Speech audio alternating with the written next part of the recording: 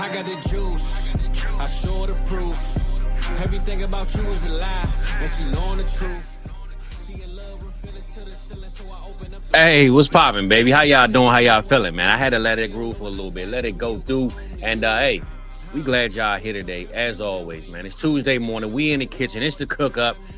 Good day of football, man. Good day. A lot of games, a lot of stat lines, a lot of storylines. But we're going to make sure we hook y'all up with everything you need today, baby, because that's what you came for. And hopefully you came for a good time, because that's what we're here to bring too. So, Rock, man, I see you over there, bro. You got your, what's that, Money Move shirt on? You over there with the Ja Morant Grizzly hat, bro. How you feeling, man? I mean, you feeling like Ja over there or what? What's up, man? You got your AK in your hand? You got your strap on you? Yeah, I got some grenades on my belt too, Fizz. But special shout out to Adam. He sent me this Money Moves, and also too he sent me a hell of a jacket too, this puffer, but it's not like a big puffer. It's not like the ones that you had in middle school where you looked like the Michelin Man. So it's actually a really nice one. So shout out to him. Yeah, super thankful for him.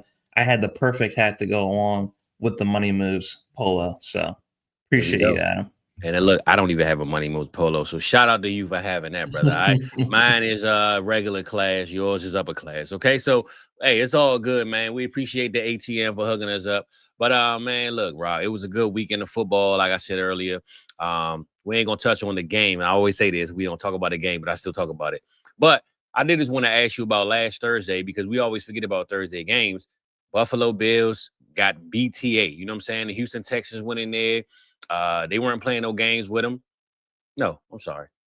That was last week, Rock. Am I tripping? Buffalo Bills and Houston Texans. Oh, yeah, all right, cool. I'm about to say, hold up. Am I tripping? So that's why I said when we it feels like it was a year ago. Exactly, right? So I won't even brought this up because every single week we seem to go through this. Who's the MVP? It's Josh Allen. Okay. Nah, it's Sam Darnold. Nah, it's Baker Mayfield. Nah, it's Matt Stafford. But I will say the one name that hasn't gone away, I believe, is Matt Stafford. I think the 37-year-old, I believe he is, 36, 37. Matt Stafford is locked in, man. He's locked and loaded. But to go back to that game, Davis Mills is 3-0 without C.J. Stroud. I'm not saying he's taking his job by any means. But do you think this is a case of Stroud maybe looking back and trying to figure out what am I doing wrong? Or is this Davis Mills seizing the opportunity and saying, hey, I've been around here for a while. I've been in Houston before, a lot of guys. So I just kind of fit in, and I'm glad y'all got me in this spot.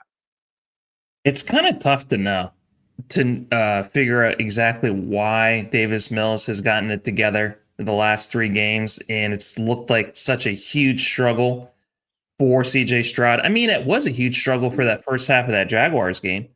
He was playing like C.J. Stroud was. But I'm gonna be honest. Would you think C.J. Stroud would have dropped 20-some points in the fourth quarter? I don't know. I think Davis Mills, You know me, I'm one of those, not what if kind of guys. So it's just hard I can't play all those simulations in my head and be like, this is the way it's going to be able to play out. I will say this, though. I wonder if it's a little bit similar to the situation that we saw in New York City with the Giants, where it seemed like Russell Wilson got all the bad plays, and then as soon as Jackson Dart comes in, it's like, you know what, fuck it, let's just have fun out there. Let's give him Davis Mills all the good plays. When CJ Stroud is out there, I don't want you guys to block anymore. We're not going to have Higgins or Knoll out there. We're going to have Christian Kirk and Xavier Hutchinson. So he's getting the better wide receivers. Everything just seems like over the last 3 games has really just turned a corner for the Houston Texans, is what I really believe what it is. Sometimes it takes up to week 12, up to week 13, up to week 10 for teams to really figure out and get in a groove. And I think Davis Mills was just fortuitous enough to come in right at the right time. So when CJ Stroud does eventually come back, I think that he's going to look a hell of a lot better than he has the first 9 weeks of the season. Hey, Rock, bro. I don't need to say anything else because that was a great damn explanation. All right, that was a good one right there, brother. I don't need to say nothing else about Houston, Texas. I'll just ask you about Josh Allen. I always bring up how players play to the level of competition. And I'm not saying Houston Texans are a bad team.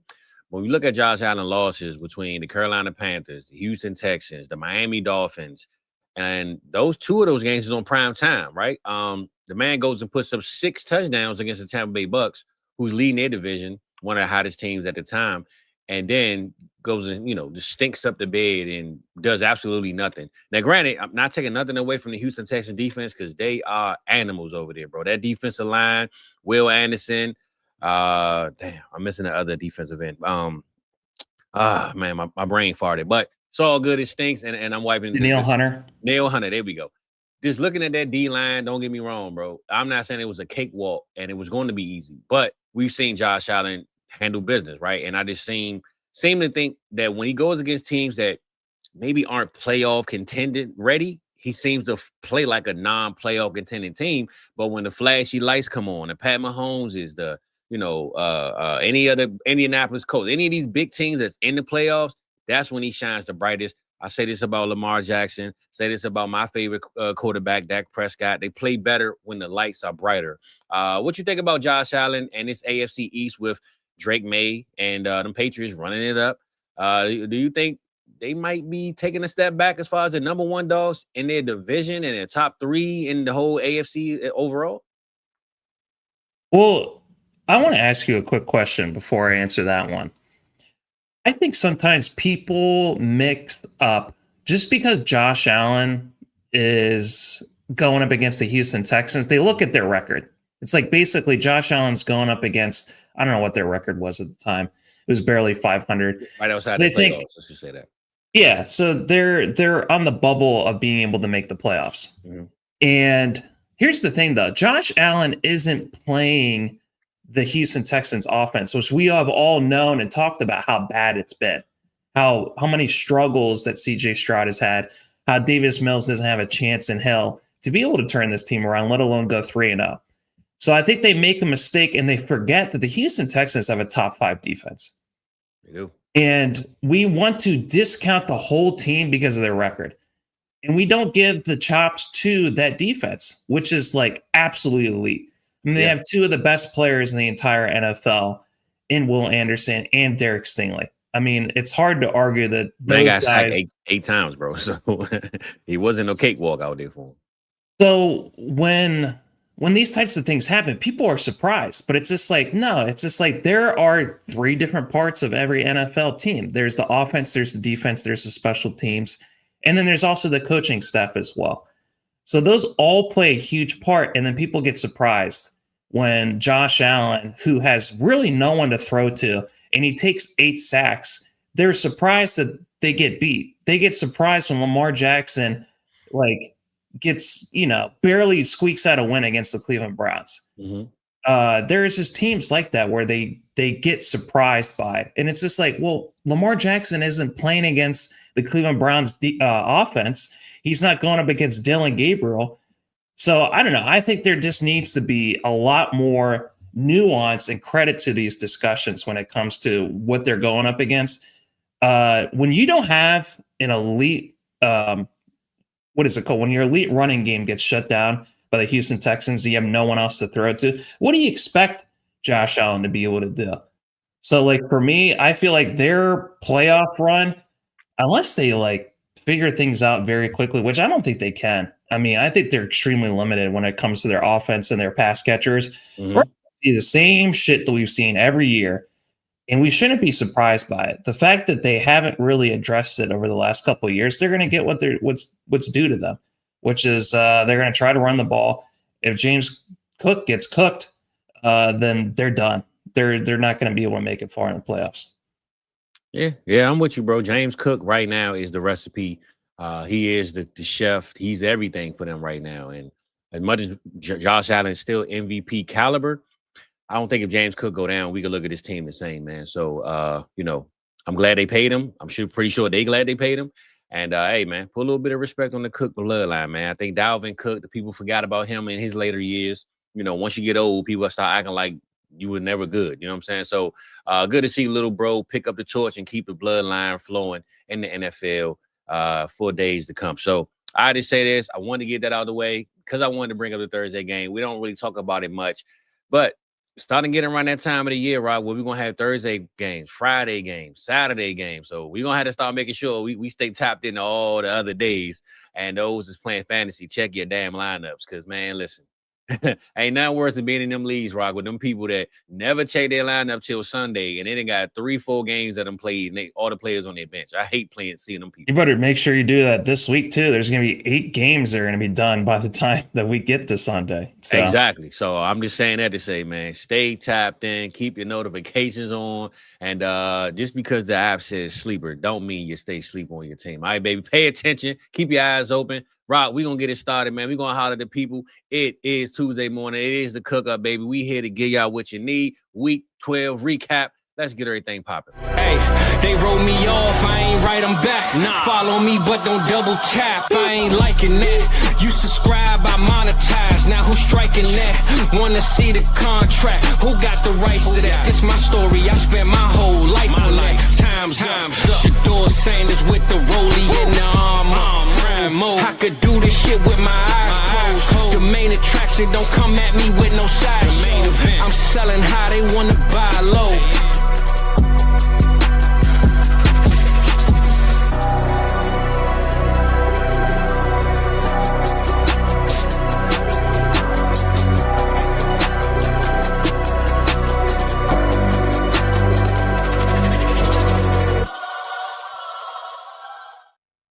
Yes, sir, Rock, man. We ain't hollered at people. You know how we get down. We got to holler at the people. My boy Jake said he ain't pre-gaming after last night. Hey, listen, Jake, man, I ain't mad at you, brother, because them boys stunk it up, man. When I tell you a sloppy game, Rock, your boy Brock Purdy, 3 interceptions, could have been 5. Players was dropping passes.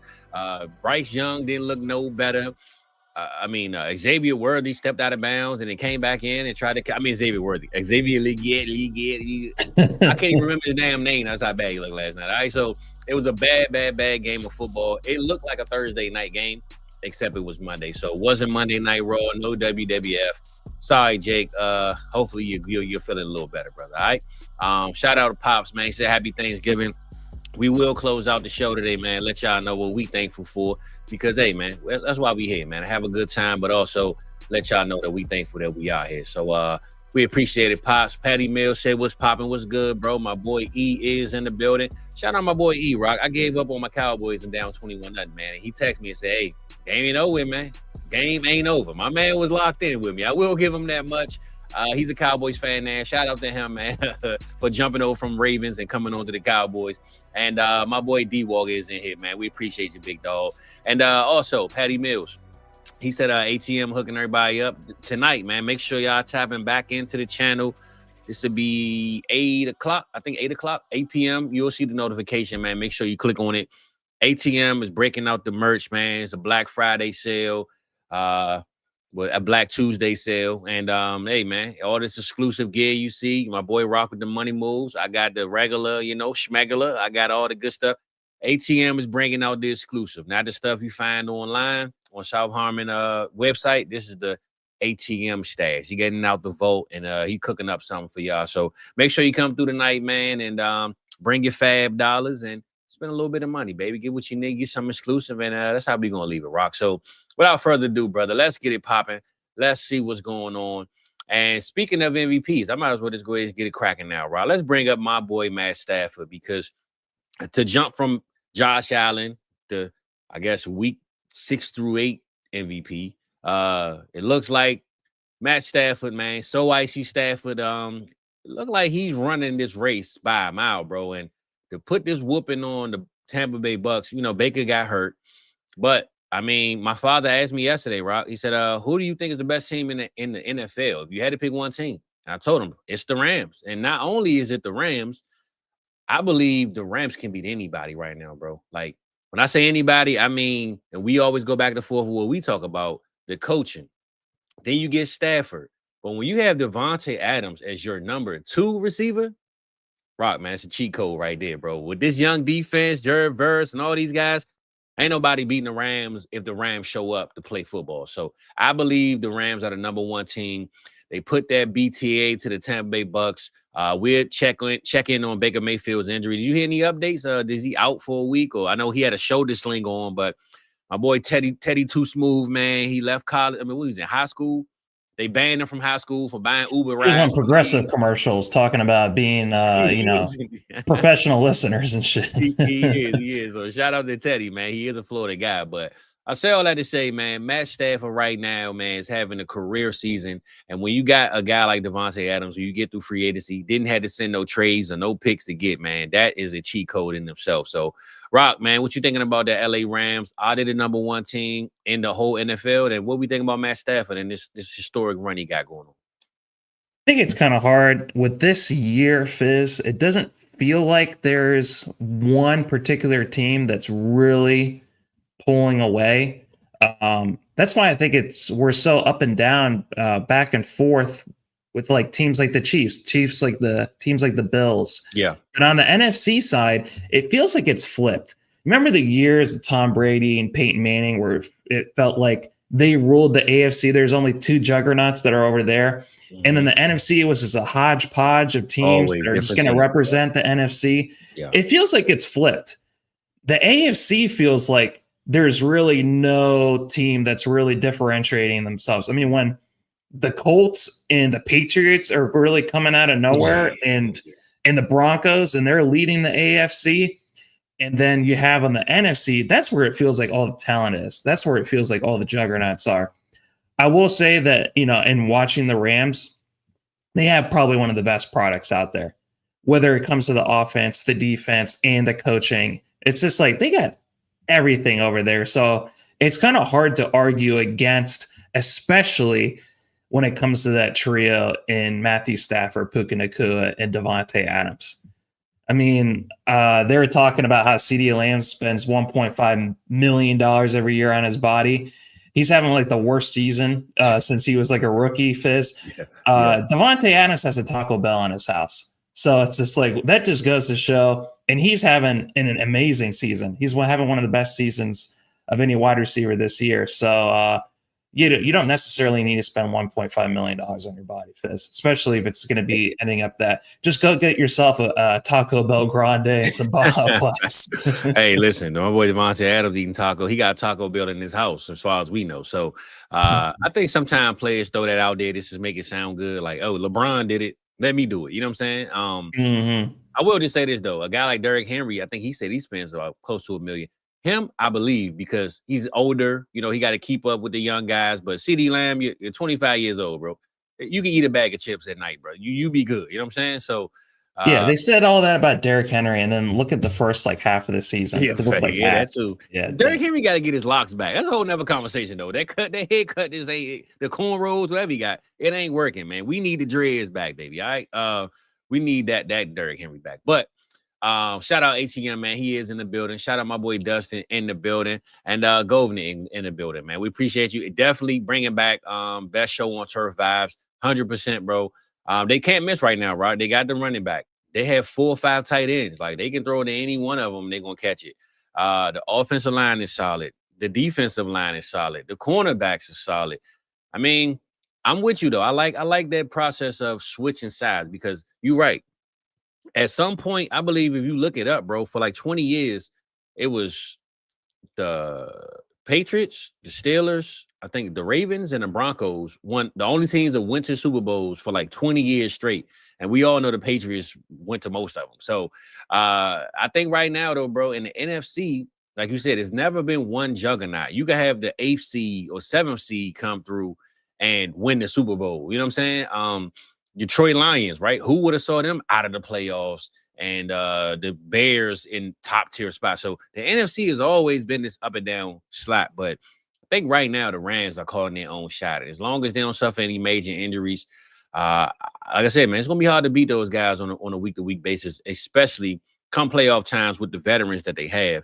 And speaking of this Rams team and Davante Adams, I think I saw this stat line yesterday. Davante Adams, bro, broke the record yesterday for most 1-yard touchdowns.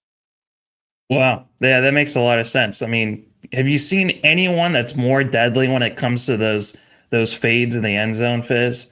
And also, too, like, thank God Matthew Stafford, he has a QB that can actually get him those routes. Throw it right on the money, bro. So I'm going to ask you this, though. I'm going to ask you this question. Who you think number 2 is? Now, the number 2 team? The number 2 player, the player he broke their record from, the 1 yard touchdown. Oh. And I'm going to give you a short. I'm not going to make it too hard for you. It's a tight end position. Oh, it's a tight end position. Is it Kelsey? Nope. I'll give you three answers. Nope. It's a name that we ain't heard in a while. He just kind of left the Gates. Nope. In the same ballpark. Jimmy Graham, brother. Jimmy Graham. He had 14, I believe. He had 14. Number 3, Rock, Mercedes Lewis. So Mercedes Lewis was number 3. He's currently number 3. Jimmy Graham is number 2 now, and Davante Adams is number 1. So 1 yard. Shout out to our what is it called? Our audience. Look at those guesses they had too. They were right on the same page. Yeah. No doubt, man. Even though they said it, I said it, they cheated, but Larry Fitzgerald and Antonio Gates was really good guesses there. And I love me some Fitzgerald, bro. So I appreciate that one. But yeah, bro, I would have never thought that myself. It makes sense, right, for the tight end position, but. Hey, man, that boy Davante Adams, if you need 1 yard, you throw it to him. You feel me? One thing we know for sure, and that's why I like Dust's answer with Fitzgerald. 2 guys that never dropped the pass, Larry Fitzgerald, Davante Adams, bro. And maybe D-Hop. D-Hop is up there too, but these guys do not drop passes when they come their way. So, that's a funny stat line to hear, like 1 yard touchdowns. Who's counting this stuff? But shout out to Adams, man. But overall, though, Rock, I do believe the Rams are the number 1 team. I believe Matt Stafford is in the driver's seat for the MVP race. Do you question that? And if so, who's next? And where we at with the MVP race? I still think it's Drake, man. I mean, let's look at the latest MVP odds, and I would be surprised if it's. Well, I'm gonna say this, and I'm gonna ask you this at the same time. Do you think it's because Drake May is young and he's sexy and he's a heartbreak kid? He's Shawn Michaels on the ropes and all that. That's everything that I said. Like what was it? Like a week ago when we were talking about Matthew Stafford and Jonathan Taylor. So actually, it's flipped since last week. Matthew Stafford is now in the lead. Drake May is second. Jonathan Taylor is third. I think it's those 3 easily. I don't know why Josh Allen is tied with Jonathan Taylor. Josh Allen's having like one of the worst years of his career since like his first 2 years. And they're like, let's just make sure that he's tied with the RB that's having the greatest season of all time. That's some bullshit, Fizz. Well, isn't it? Brock, I always say this. If you're going to take the title from the champ, you got to beat the champ. So I ain't mad at having He's beating the hell out of him right now.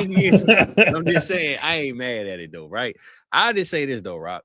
I know I see the other JSN. I like the JSNs, but I'm gonna tell you one guy who isn't MVP mentioned, but you said, and I'm not gonna act like you told me something I didn't know. That boy Jahmyr Gibbs is a dog, man. Jahmyr Gibbs, when he want to turn that knob and turn up, bro, he is unstoppable, right? I know Bijan is my guy. I thought he was gonna be RB1, and he still is in his own right, a top tier RB, but. That boy Jahmyr Gibbs, man. When I watch him play ball, it just hit different, man. So I know he won't be an MVP, but hopefully in the offensive player race, he's up there somewhere. But I think JSN and Jonathan Taylor are definitely offensive players of the years for sure. JSN is even in the top 6 when it comes to MVP voting. So I know some people are asking about that. Ahead of him is Patrick Mahomes and Jalen Hurts. So yeah, and it's crazy, bro, because. You know why? JSN plays in Seattle. Nobody cares. Like those small market teams, man, it's so hard for people to pay attention, right? You could have a season of a lifetime, but when you're in a small market team, nobody cares, bro. Here's the other thing is too. I mean, he's not having a season like Jamar Chase did or Cooper Kupp did, you know? And Sam Darnold is a quarterback, so people just throw it away. And neither of those wide receivers came even close to winning the MVP that year. Yeah, so you're right. It kind of makes sense. Like, yes, JSN is having an amazing season. Yes, he's arguably a top 2 or 3 wide receiver this year, but he's not playing better than the other guys that we're talking about. He's not going to have the greatest wide receiver season of all time. That's what you need, guys. I mean, Jonathan Taylor, just to be included, has to break and smash every single record. Yes, he's smashing records for the Seattle Seahawks. Fizz, do you know that he's already broken the receiving record for yards for his, a wide receiver out of the Seahawks team, and it's only week 12. Yeah. He's already broken that record. He so broke like, DK, I think DK was number 1. He broke it. Yeah, you're right, bro. He's on pace to break Calvin Johnson's record, and he still might not win Offensive Player of the Year because people just don't care about Seattle, man. Until that happens, until you start breaking all-time records, you really shouldn't be involved in the MVP discussion. It really shouldn't be, unless your team is like the best. Matthew Stafford makes sense that he's the MVP because his team looks like the best one, and also he's on pace for having a career year for himself. I mean, he's on pace for like 40 touchdowns and like 4 picks. So it's just like, that's what really needs to happen in order for you to be in the discussion. Well, I like this one right here, Big E. He said the real MVP is in Cleveland, and that's saying something because he will break the sack record, and his team is garbage. Yeah. That's 100% facts, Big E. I'm with you on that one, brother. The problem with it is, if they wouldn't give it to J.J. Watt and they did him dirty, you know they're going to do Myles Garrett dirty because J.J. Watt should have won it that year that they gave. I think Peyton Manning got it that year or something, but they should have gave it to Watt, man. Didn't he win it the year where he had like also like 5 receiving touchdowns too? Or was that the year that he got snubbed? I think that was the year he got snubbed. He got snubbed, I think. Yeah, he never. I don't think he won MVP, but he should have. He should have though, bro. He was a dog. Nobody could stop that man. When is the last time a defensive player won MVP of the year? That's a great question, Rod. Don't get to asking me, man. I'm gonna say somebody that played for the Rams back in 1970. I don't know. I don't know, bro, because they don't show the defensive players no love, man. Oh my God! Do you know who it is? Who? It's the guy he's breaking his sack record. Michael Strahan? No, it was Lawrence Taylor. Oh, Lawrence Taylor. Yeah. So he's already broken Lawrence Taylor's record. He's on pace for. Oh, okay, yeah, he's on pace for Michael Strahan's. Yeah, okay. Oh, you said he already broke his record. I'm about to say because I know Strahan is next. So, hey, man, I figured it was somebody back in the 80s when 1986, Fizz. That's the last time an NFL defensive player won MVP. And you know what's even worse, Rock? That's because offense wasn't that exciting in the 80s. That's why. I mean, it was cool, but it wasn't like it is today. Today, we care about offense. We don't care about defense, and that's the reason why they're not going to give it to them, unfortunately. Yeah, that was kind of what I was getting at earlier when it comes to the Texans, man. It was just like no one cares about the defense and that side of the ball, and it's just like, oh, I guess Josh Allen just really, really sucks. It's just like, no, there's a whole other side of the ball that gets paid too, man. Yeah. And they're scary mofos for sure. Yeah, nah, for sure. Well, speaking of MVP, we will move on from the Rams, but ex-MVP, ex-Super Bowl MVP, let's talk about these Chiefs, man, because my boy Pat Mahomes, he went out there. They should have lost this game, but like I told Pops yesterday, the championship DNA, man, teams like the Colts right now don't have it. And I'm not saying that they can't go out and win a championship, Rock, with this team because the Colts have proven to us that they aren't the same team that we used to know, right? But when it comes to the playoffs, I don't care if the Chiefs are the worst team to enter the playoffs. Once they get in, matter of fact, we just talked about the best team, right? And he asked me, outside of who's the best team, he said, well, give me the AFC. I told him it's still the Chiefs until it's proven otherwise, bro. Because as long as the Chiefs have Pat Mahomes, Andy Reid, I'm going to bet on them every single time until you prove me wrong. And we've seen these guys not win the AFC. We've seen them skate by the playoffs just by this much, but they keep getting through. So to me, this is the best team in the AFC until we see otherwise, until they get eliminated officially.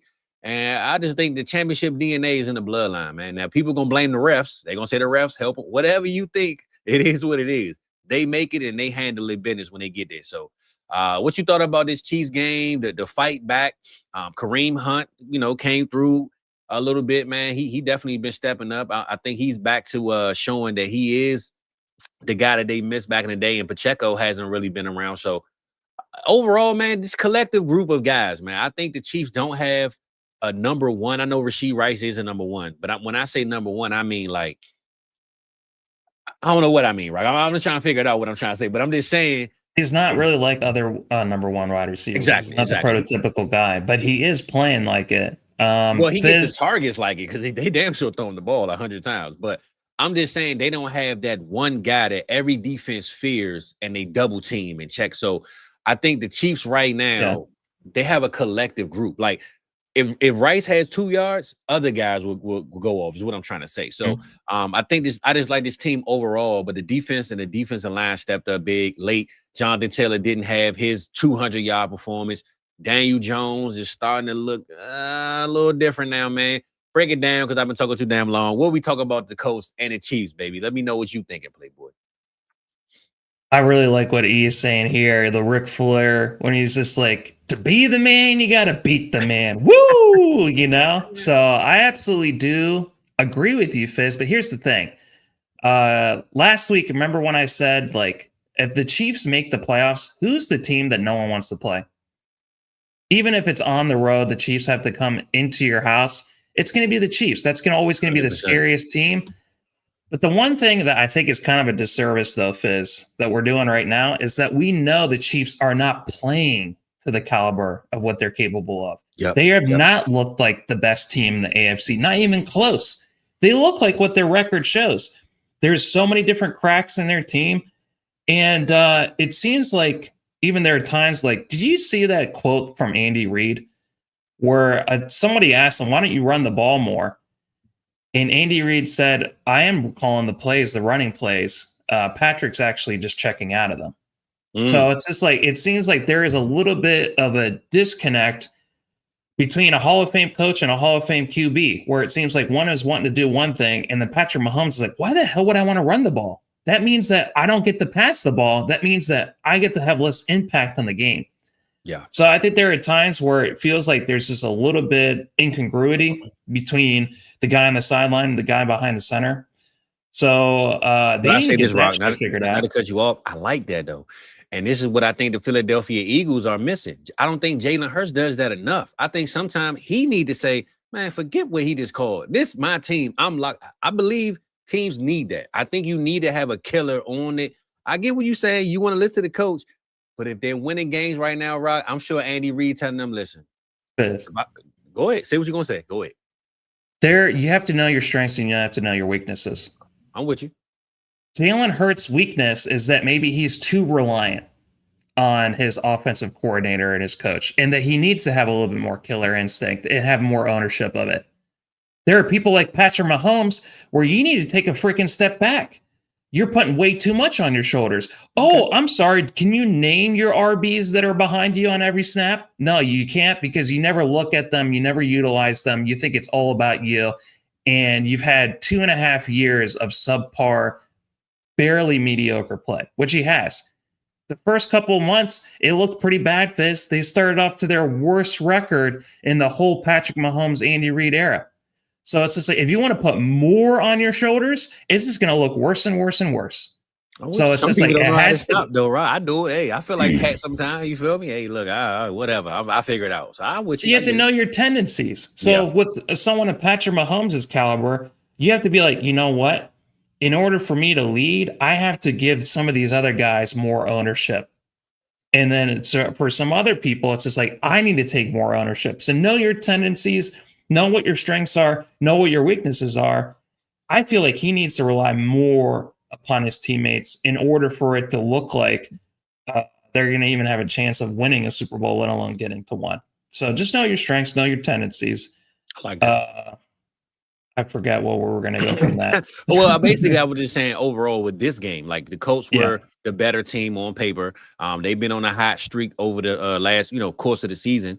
They kind of tempered down last week, and then this week they had to win pretty much in the bag, man. And then next thing I know, I looked up. I know you said you didn't get to watch much football this weekend, but the Colts was up, man, big on this whole game. Like the Chiefs looked. Time out, Fizz. I stayed up all night watching all this football. I had the all 22 on right now. Yeah, see, I'm watching it right now. Sunday, you didn't get a chance to watch it. I didn't say that, but the Chiefs pretty much should have lost this game, is what I'm saying. But I think that championship DNA kicked in, and they took it to overtime, and they won this game. So, what you thought overall about what the Colts side is, with them being the better team on paper and kind of being the top team in the AFC currently, and the Chiefs pretty much showing us that, hey, don't count us out until we out.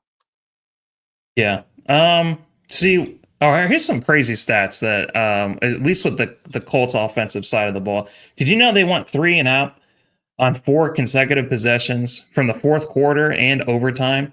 So that's how the Chiefs came back, bro. Because I'm telling you, they was losing the whole game until the fourth quarter. So that's how they came back. This is their longest such streak of consecutive stops for a team that had the ball first in overtime in regular season history. I don't know how they come up with these stats, Fizz. There's someone out there that had all these little boxes checked. They're like, did you know about this part and this part? But the Chiefs ran 92 offensive plays, Fizz. That's the most in any game so far this season. 92. Just so people understand what the average is. The average is like 65.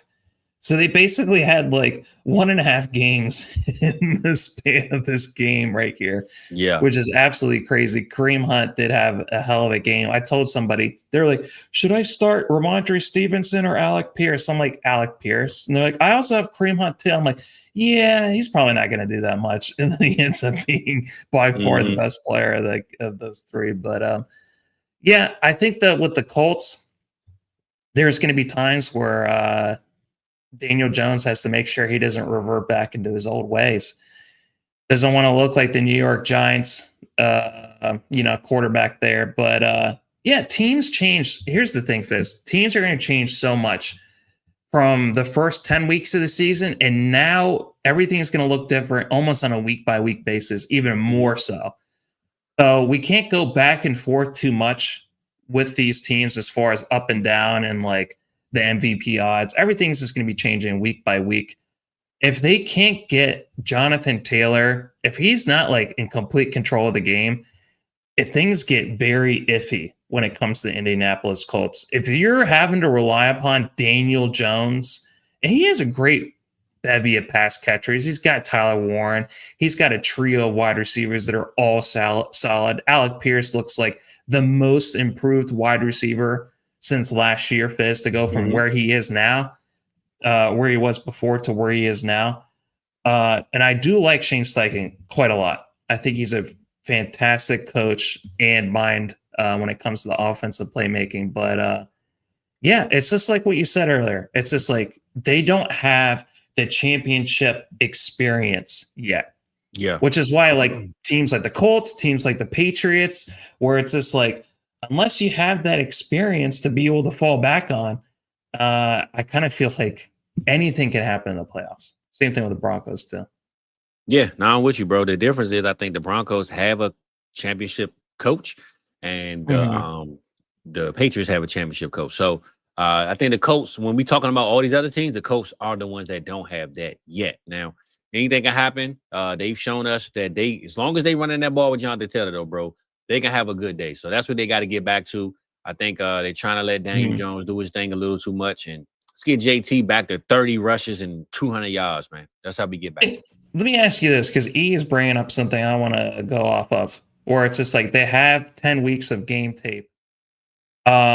When it comes to the Los Angeles Rams, their newest wrinkle over the last few weeks has been lots of 13, even 14 personnel, utilizing all these different tight ends and still getting all their other, weapons on offense active. What do you think for the Colts or the Chiefs, just with these two particular teams we're talking about? If they stay the same, it's not going to work out in the long run. They have to be able to implement a new wrinkle to their offense in order to keep defenses off kilter, So what do you think that their new, I don't know what you want to call it, how are they going to revolutionize this offense over the next few weeks in order to have that edge? Because they have plenty of, pass catching weapons. They have plenty of offensive playmakers.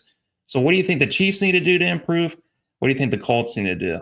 Well, I think what you said earlier, I think that's what Pat's doing. I think he's saying, look, coach, I'm seeing something different from what you call it. So I think he's trying to do it. Now, he's just not doing it as a collective group where we doing it maybe he is. I'm not in the locker room, but I'm saying he's basically saying, I got the shot. I'm calling it because I'm seeing something different than what you're calling. So I think he's just trying to do it on his own without addressing it as a collective group. So But Fizz, the game that they win, they don't have any business winning. You know what they do? Patrick Mahomes does exactly the opposite of what you're talking about. He's not checking out of all those runs. The time where they actually do run the ball and emphasize it, they stay and win in the game that they didn't really have any business winning. Yeah. Kareem Hunt really helped them win this game. Nah, bro, he won that game for him. I'm telling you that now. That was the indictment that I had on Patrick Mahomes earlier. And what I was talking about last week when Andy Reid made that comment, I think the moment that Andy Reid made that comment, maybe Mahomes looked at himself in the mirror. He's like, all right, maybe I shouldn't check out all these damn running plays. Yeah, maybe Andy said, listen, I've been telling you behind closed doors, and let me tell you outside in the media and let that get to you. So maybe that was a shot from his coach just to say, hey, I do call the plays. Pat, don't listen. So, but here's the thing: is Isaiah Pacheco and Kareem Hunt good enough to be able to really help this offense in that regard on a week-to-week basis? Again, bro, I just think as long as you got Pat Mahomes, you figure it out, bro. I mean, because Rashad Smith he's coming through when they need him. Pacheco, I heard, is coming back this week against the Cowboys, of course. So, they're gonna bring all the dogs record out. game. You know how it is, Rock. So, I just think right now, I'm not saying that I'm glazing the Chiefs, but I don't question what they do until I do. So until I see it don't work and they lose, I mean, they have lost terrible games that we've seen, but if they make the playoffs, everybody should be scared if they in the AFC is all I'm trying to say. So what about the Colts? What do they need to do? I think it's just different for the coach, bro, because who planned on having Daniel Jones take over this year? You know what I'm saying? So this whole system Shane is new. Steichen and that's true, Chris Ballard. But I'm saying this whole system is new. So it's not like they're changing much. I think they need to maybe change a little bit, but the whole system is new. And unfortunately, they have guys like Alec Pierce, Michael Pittman. They don't have a trap. I mean, they got Tyler Warren. They got some dogs, but they don't have the LA Rams offense with veterans and proven guys that have been around long enough to know how to switch up things. So I think you got to know your strengths. I just say this. They got to know their strengths and their weaknesses, and they got to play more on them. If you can't trust Daniel Jones to throw for 300+ yards a game, then you run the ball more. If you think Jonathan Taylor needs a break, because we know Daniel Jones got some wheels too, bro. He can run. Call some art, let him run the ball, and you got to switch it up in that sense, right? Play on your strengths. Daniel Jones can run the ball. JT can run your ball. And I think right now their strength is running the ball. As much as we talk about Alec Pierce being, a better receiver, I just think the strength to the Colts we know is running the ball. And if they would have did what the Chiefs ended up doing with Kareem Hunt, I believe they would have stayed and won this game. I think they should have ran the ball more. Like they should have just ran the clock out, and maybe you wouldn't have been in that position for the Chiefs to come back and win that game. So that Chiefs defense really did. Oh yeah. I mean, we play them this week. Yeah. I know you ain't got to tell me.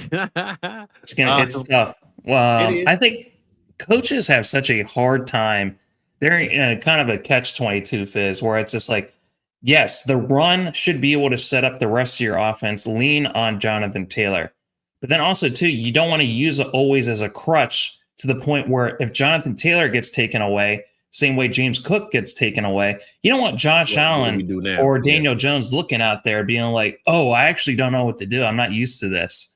So it's just like, I don't know. I think there is so much that goes into those first 10 weeks, and you have to have little wrinkles that you keep in your back pocket, Fizz, and be able to pull it out so that you can keep defenses that are always on edge. I don't necessarily know the answer to that. I know he has plenty of pass catchers. I love Tyler Warren. So hopefully they can get him a little bit more comfortable where if I do lose Jonathan Taylor, they shut him down, that I can put the game on my shoulders and be able to rely on all these guys and not look like, oh shit, I'm back in New York. I got you, bro. Well, look, man, enough about these bombs, man. These bombs for real. It's all about the big dogs. You feel me? It's about the real teams around here. And I wanted to segue into that because we do play the Chiefs this week, Thanksgiving Day. It will be turducking, good lucking. We ain't ducking no smoke, though, baby. All right, so I did want to show this because I made this short with me and Mike, man. To me, it's the most hilarious short ever, man. But a lot of Eagles clips, man, back and forth. Shout out to the Eagles, man. We appreciate them, and we want to show them a little bit of love right quick, right? ELGSES Eagles! Let's go, Birds! All right, let's debunk. Yeah. So let's go, Birds. I don't know how you spell Eagles, but it damn sure ain't that way. All right. So we wanted to bring it up, bro, Rock, and just say we'll talk about the Chiefs game because listen, man, I got therapy today. Y'all stressing me the hell out. All right. So we're gonna get up out of here. We're gonna be here all day. It's at 12. But while we here now, Rock, let's get to cooking, baby. So This game right here, though, right? This is one of the games of the week, Sunday night, prime time. It did not disappoint. And I know you didn't get a chance to watch it, man, but this right here was must-see TV. And to be down 21-0 in the second quarter, like I said, Rock, I was like, uh-oh, these dudes ain't for real, man. But I will just say this. When you look at the game, Dallas, and I say this all the time, Rock, Dallas beat themselves so much. In this game, they went for a 4th and 3, didn't convert it. Philly had less. They was over the 50-yard line. They scored. Then we get the ball back. Turpin fumbles. Philly's over the 50-yard line. They scored. Every time the Philadelphia Eagles scored in that first half, they were almost over the 50-yard line. So we basically gave them half the field to get a touchdown. When you're down 21-0 in the first half, that right there is really much what you going to do? Are you going to punch somebody back, or are you just going to lay on the ground and get it over with? So honestly, Rock, I kind of slept on my team. I'm not going to lie to you. I definitely did, because it pissed me the hell off just seeing like these dudes ain't showing up to play. And I know before this game, I brought it up to Mike that Dak is like 22-2 at home against the NFC East. So I don't know why I doubted my boy, but I shouldn't have doubted him, man, because when he got that ball back, and then he even threw an interception in the end zone, right? Like, I'm just like, man, this is bad recipe. But I say all that to say the game was won, a time was had, and shout out my boy GP number 3. The biggest acquisition maybe of free agency currently right now, man, for a lot of teams. This dude right here is changing the game. I know I brought up over the offseason, Rock, Dak will have 2 1,400-yard receivers. CD can't catch a damn brick, so I don't know if he's going to reach 14, but GP is on route to that. So hopefully my bold prediction works out at some point. But what you think about this game overall? 1, both sides of the field. 2, what do you think the difference between George Pickens and CD Lamb is right now? Because I think that's a big conversation. And to me, I have a thought on that, but I want to ask your thoughts on GP and CD and just the overall thought of the game. I was pulling up my stats from when we did our wide receiver video breakdown of just the buys and the sells. So I wanted to pull that up, but you talked about a lot of different things there. I wanted to comment on just how the Cowboys were able to get back in this game. Fizz, I think there is a huge issue, and it's been this issue for the entire season for the Philadelphia Eagles. You know what the biggest difference is between this year's 2025 to 2024's is? What do you think it is with the Philadelphia Eagles? The tone, bro. To me, they look flat. They don't look excited. So there's definitely, there is a little bit maybe of that temperament there. There's definitely, I think, frustration. I think a lot of it does have to do with who the OC is. He's not able to really utilize all of his different weapons there, especially when it comes to, we've seen all this stuff about A.J. Brown. Do you remember what A.J. Brown said, though? When someone asked him, are you having, do you feel like you're falling off? It's just like, are you going to ask Saquon Barkley the same thing? Yeah. There's a lot of finger pointing in that locker room right now. And here's the thing. I think it has to do with the run game. The reason why the Philadelphia Eagles do not look nearly as dominant, like a Super Bowl, like destined team like they did last year, Fizz, is because the running game, I don't even want to blame it on Saquon Barkley. I don't know if it's the offensive line. I know that they just lost their best offensive lineman in Lane Johnson, and the splits with Jalen Hurts with Lane Johnson and without Lane Johnson couldn't be more a night and day difference, Fizz. But when you have, did you see how many yards Saquon Barkley had? He had 10 rushes. 20 some yards, right? Yeah, he had 22 yards. Yeah. So if you're up 21-0, Fizz, you know what you need to do in order to put that game away? You need to run the damn ball. Yeah. If your leading rusher is Jalen Hurts with 33 yards and 2 rushing touchdowns, and Saquon Barkley is not doing anything on the ground, Tank Bigsby has 1 carry for 8 yards. So it's just like, yeah, they got A.J. Brown going. They got Devontae Smith going. A.J. Brown had 110 yards and a touchdown. Devontae Smith had 89 yards. So it's just like, but if you can't run the damn ball, there's only so much that you can do. And I wanted to just set that up before I went into the positives with the Dallas Cowboys.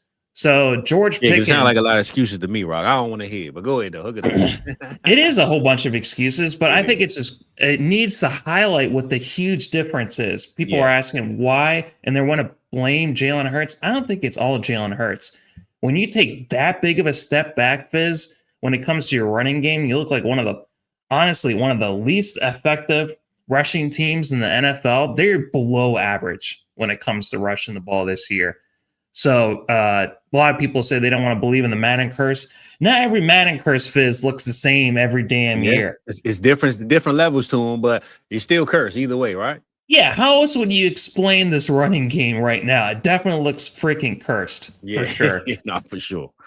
So when it comes to CeeDee Lamb and George Pickens, I actually still have CeeDee Lamb because a lot of my stuff is broken down in efficiency and per route basis. I still grade CeeDee Lamb just only at 2 spots ahead of George Pickens. But George Pickens is still having one of the best years of any wide receiver this year. Yeah. It kind of takes out a lot of things like touchdowns and just pure yardage, Fizz. That's just results of production of what you do on a per route basis. So I will say, for all the people out there who think that George Pickens should be the one, have you heard some of these arguments where it's CeeDee Lamb needs to be traded and they need to sign George Pickens to a big contract, Fizz? Because I know that Mike asked you about that. And I know that these are fans that literally they turn the game on at halftime and then they watch it. They don't even know. I guarantee they only know 4 players on the team. Dak, CD, George Pickens, and they think Jerry Jones play cornerback. They don't know a damn thing, all right? We don't pay them people no mind. So, I mean, it doesn't help this when you have more drops through, I don't know even how many games CeeDee Lamb's played. He's missed like half the season. He hasn't even played the whole season. And he's missed half the season. Yeah, for sure. For sure. So I don't know what's going on with him. He's probably hanging out way too much with Brian Thomas Jr. It seems like they're both drinking from the same Kool-Aid, and they're having, the dropsies this season. But both of them are elite. I think the real question is, so George Pickens, Davante Adams, they're easily the 2 best acquisitions. It kind of reminds me of when Derrick Henry and Saquon Barkley went to their respective teams. They just completely transformed those teams. That's what Davante Adams and George Pickens is doing this year at the wide receiver position, which I absolutely love. Are they going to be able to keep him next year? Because I feel like if they sign him, Fizz, that the Dallas Cowboys are just going to become the Cincinnati Bengals of the NFC. They're going to have 3 of the highest paid players at their respective positions, and their defense is just going to be absolutely god-awful. They've gotten very, very lucky in that they have that draft capital, that they got Quinnen Williams, that their defense has turned things around just in the last 2 weeks. But Fizz, if they sign George Pickens to a big contract, how the hell are the Dallas Cowboys going to be able to avoid that fate that the Cincinnati Bengals are suffering right now? Well, I say there's a difference between the Cincinnati Bengals and the Cowboys. Cincinnati don't want to draft defensive players. They just don't care. They did this year. But I think Jerry, coming into this draft, he has 2 first-rounders. I don't see how he don't double tap the defensive side. Believe it or not, they've drafted 10 defensive players the last 2 years. They're just really bad at drafting. No. I'm not, but I'm saying they're going to at least attempt to address it. Cincinnati hasn't even tried. Like they said, look. No, they have tried. They've drafted 10 defensive players the last 2 drafts. They've all been bad. They've tried. They're very bad at it, Fizz. There's a difference between trying and being effective. But I'm saying they haven't gotten like the top. Like this year they did, right? But when you need an offensive line, you need other positions, and you go out there, you go get a receiver. I'm just saying, I think Dallas will tackle that side more this year. Like one thing I know about this team when it comes to the draft, offensive line, defensive line. And they got Mozzie. Mozzie didn't work out. Cool, right? But at least they tried. And I do believe having 2 firsts this year, Williams in the middle now, I think Dallas is going to address it better than the Cincinnati Bengals is what I'm trying to say. But I'll just say, me personally, Rob, if I'm Dak Prescott, as much as y'all blame me for making all this money and not doing nothing, CeeDee Lamb is in the top 5 in receiving money. The only question is, Rob, George Pickens, his agent, Micah Parsons' agent, right? So it won't be no tit for tat back and forth. You feel me? Wait a second. Is that real? Is that true? Yeah, that's his agent. Yep. Why isn't anyone talking about that then? Why am I hearing this for the first time from you? Because that's like, why even bother having this discussion then? Well, I'm going to say this, though. This is the difference. His ass is gone, Fizz, then. If that's the case, he is gone. It's not. Because listen, I'm going to tell you why. as much as Micah Parsons loved that payday he got, still think he's regretting letting his counsel call the last shot. I think as much as you pay your agent to make you the best deal, I get it. But your heart is always going to be the one after that paycheck is signed to say, and I think Micah Parsons is doing good in Green Bay, but I know he don't want to lead the Cowboys. And I'm not saying George Pickens owe the Cowboys anything, but when you look at, because me and Mike went over the teams, the Oakland Raiders, right? They going to have some money. New England Patriots, well, I really don't think it will sign George Pickens, to be honest. The Washington Commanders, you got a couple of teams with some money that can pay him, right? When I'm George Pickens, do I want to go to hell in Vegas? No, I don't want to do that for how much money you're going to pay. I don't give a damn. I don't want to do that. And I think, to me personally, half the league is going to be out on George Pickens, Rob, because he's George Pickens. And a lot of these owners already got a thing about him where, why would I pay this dude who I think is a knucklehead all of this money? So I think 16 teams are already out. I'm not saying he's going to take a hometown discount, Rob. All I'm saying is I believe, and not as a Cowboys fan, I just believe Jerry Jones, after losing Micah Parsons, and then he wake up after losing to the Cardinals and make these two trades he made for the defensive players.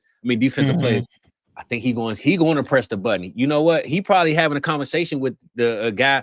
Look, we came off on the wrong foot. Micah's situation didn't work. Let's figure this one out. I don't see GP leaving, bro. I really don't. And if I'm Dak, I'm not letting him leave. You want to keep complaining about me making all this money? You gonna let GP walk out? Hell no. I think it's a good thing CD having dropping passes, because I'm gonna say, look, CD, he dropping passes. We need George Pickens up in here, man. All right. So I don't know, right? He ain't leaving if you ask me, though. Fizz, I think the biggest thing that you're missing out on is that you feel like you can understand who George Pickens is. Ain't no one understand who George Pickens is. That's my Do dog. you remember how he was drafted?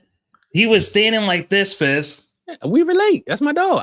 Let me call him right quick. You don't relate to that. You don't act like that, Fizz. No one acts like George Pickens. No one is like, when the game is going on and the ball's up in the air, he's getting in fights with players. That's my man. It's all great, Fizz, when your team is winning and he's producing. But the moment you stop winning, the moment you stop producing, you're going to get real sick and tired of this real fast. And then you're going to look at the fact that you spent over $100 million on the guy. Here's the thing I'll say about George Pickens. When we don't really understand what his motives are, he looks like he's having the best time of his life right now.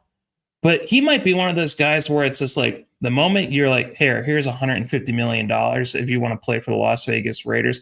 Thank you, Dallas. I'll see you later. Because it's just like he does not appear to me like he has necessarily like those same types of things. What really makes him wired the same way that Micah Parsons does. Micah Parsons, when we saw that, we know that he absolutely loved the Dallas Cowboys. That he was gutted when he came out of that tunnel in that green and yellow Fizz. What? He looked like the saddest man of all time. I don't think George Pickens is necessarily wired that way. I think he's here for a good time, not a long time. He's making the best out of this situation because he just came from Pittsburgh, Fizz, where there ain't nothing in Pittsburgh. He had to deal with Arthur Smith, and it was absolutely terrible. So I just don't think it's necessarily the same way. I think he's going to go for money. Bro, when I say you hitting target, you on the money with this conversation. I like your style. I like how you play, Playboy, but listen to me, right? Everything you said, I think you're right about it. But I also believe, just like you just said, once I pay you $100 million, are you going to change? Are you going to start tripping? Yes. I think a lot of different owners are saying that. So now that cuts down half the league from paying them. That's what I'm saying. Yes, and they usually are right about that. Money changes people, Fizz. This is the difference, Rock. When you put that star on, baby, I've watched players change. And I'm not saying George Pickens is going to change. I'm not saying it. But what I'm saying is, like I said, Micah Parsons, I ain't doing the podcast no more. Yeah, because ain't nobody going to listen to it. Nobody want to hear you talk about Green Bay. We want to hear you in Dallas, bro. Nobody wants to hear about cheese and crackers and all that. Nobody wants to hear that, bro. George Pickens, like you said, he's here for a good time, not a long time. I'm with you on that. But think about the like my boy just said, Pickens, T.O. I'm not saying he's as good as T.O. I'm sure he's not saying that. But the aura. Who don't want to be with Jerry Jones with that aura, bro? And this is, I'm glad we having this conversation. I think this is the reason why CD is having a bad fall off at times, right? I know you said statistically he's not as bad, but I think CD is going through an identity crisis. CD, when you an athlete, Rock, a lot of these guys, they stay in the house. They just play ball, go home. George Pickens played in the street. He was outside and played ball, right? I think what CD is dealing with is, you know how your mother say, when you say, Ma, I got this new friend. And she like, yeah, he cool, but you can't hang out with him. You know what I'm saying? He a little different. I think, because remember, he just had the casino incident. He was outside drinking and this and that. I think CD is dealing with, he looking at George Pickens ball the same way he ball, but he looked like he having fun doing it. CD don't know how to balance fun and business, it looked like. And it looked like to me, when you around a guy with influence like George Pickens seems to have, and he got this aura about him on the field where he just walk around, they said he walk around listening to NBA Youngboy all day. That's literally what CD said, right? I'm sure before that, CD was listening to Soulja Boy or T.I. or something. You know what I'm saying? So I'm just saying George Pickens, I think, got that bad neighborhood kid influence on him. And I think CD going through a crisis where he want to play like George Pickens. He just don't have that dog in him to do it. So I think, to me, I'm not saying it's a bad influence. I just think CD is dealing with, damn, this dude look like he having fun. And I'm a baller, but damn, I want that swagger too, baby. I want to do it how he doing it. I think that's really what CD going through. I don't doubt my man. 88 is still in the club, baby, but I think George Pickens, man, got that aura about him that when he walk into the locker room, everybody turn off. They get up, hey, what's good, bro? But before GP walked in, they was in there. Hey, what's up, baby? How you doing? I love you. GP here. Hey, what I'm looking for the hoe. He was playing Sexy Red. You feel me, Rock? So I'm just saying, man, GP to me has an aura that all the kids that maybe were kept from outside, he's bringing them back outside. And I think that's all CD's dealing with. He's still my dog. He's still a dog. But GP ain't going nowhere, man. I'm just here to let you know, GP, are you with me? Oh, yeah. We call Kurt Franklin on this one. All right, Rock? You feel me? GP ain't going nowhere, man. I'm in mind like that. Let me know something. Biz, there is so many different things that you said in there. I want to be able to tackle. I've been rambling, baby. I'm going to cut my mic off because I'm going to keep going. At one point, just so you know, just so you realize this, at one point you did say that CD this year does not have that dog in him like George Pickens does. You don't. I completely disagree with you. I completely disagree with you. The fact that we've seen it for like, what now, the last few years, Fizz, where CeeDee Lamb looked like a top 3 wide receiver. But there is no chance in hell that George Pickens will ever look like that. I'm not saying that stats and how he got it. I'm just saying, when I say dog, this is the problem with the Dallas Cowboys over the years, Rob. The problem with the Cowboys, they didn't have a dog in the locker room. That's why Dez Bryant is my man. Because he set the tone when he walked in there, man, get up, shut up, let's play ball. I'm not saying that every player has to be that aggressive, but I think Dak Prescott has that dog now. I watch him on the sideline, bro. When he throw a pick, man, don't worry about it. I got the next one. That when I mean dog, I mean that play is gone. We back to the next one. I watched CD. He was on the sideline this game. Man, why I can't catch the ball? You could read his lips. He was going crazy on the sideline. Because they did have that dog and they traded him away. His name was Micah Parsons. Not every person on offense needs to be a dog if you have dogs on defense. I'm with you, but I'm just saying I think GP has that Micah Parsons dog in him that CD don't have. That's what I mean. That's what I'm not saying CD not good, bro. I'm not saying that in clutch, prime time, 10 seconds left on the clock, he can't. I don't think you always have to be like that. I mean, some people are just going to be like Joe Flacco. They're going to just be Joe Cool, Joe Burrow. Right. Jalen Hurts can be like that too. Dallas is different. You can be a Daniel Jones dog in Indianapolis. You can't be a Daniel Jones dog in New York, in Dallas. You can't do it, Rock. They don't work I'll end it with this, Fizz, because I don't want to keep going with this. Just be careful what you wish for. Just be careful of the type of dog that you want to adopt. There we go. Because one day they're going to look good, and the next day they might be mauling your face off when things are going bad. You're right. So I'm going to give you one last comparison, Rob. Philadelphia 76ers. If they didn't have the Allen Iverson dog, and they had, I'm trying to think of another star player, bro.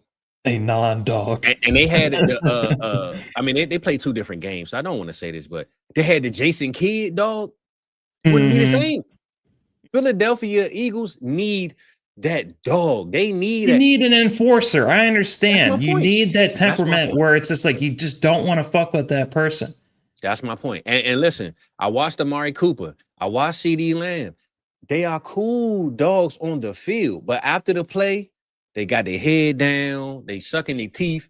I need somebody to go punch somebody in the nose because that's what we need, Playboy. That's all I'm saying, man. That's all. Because not everyone could be the perfect complement of Ray Lewis with that fieriness and Ed Reed with that assassin. You know, that's exactly what you're looking for. And here's the thing, though. I want to go back to my original conversation.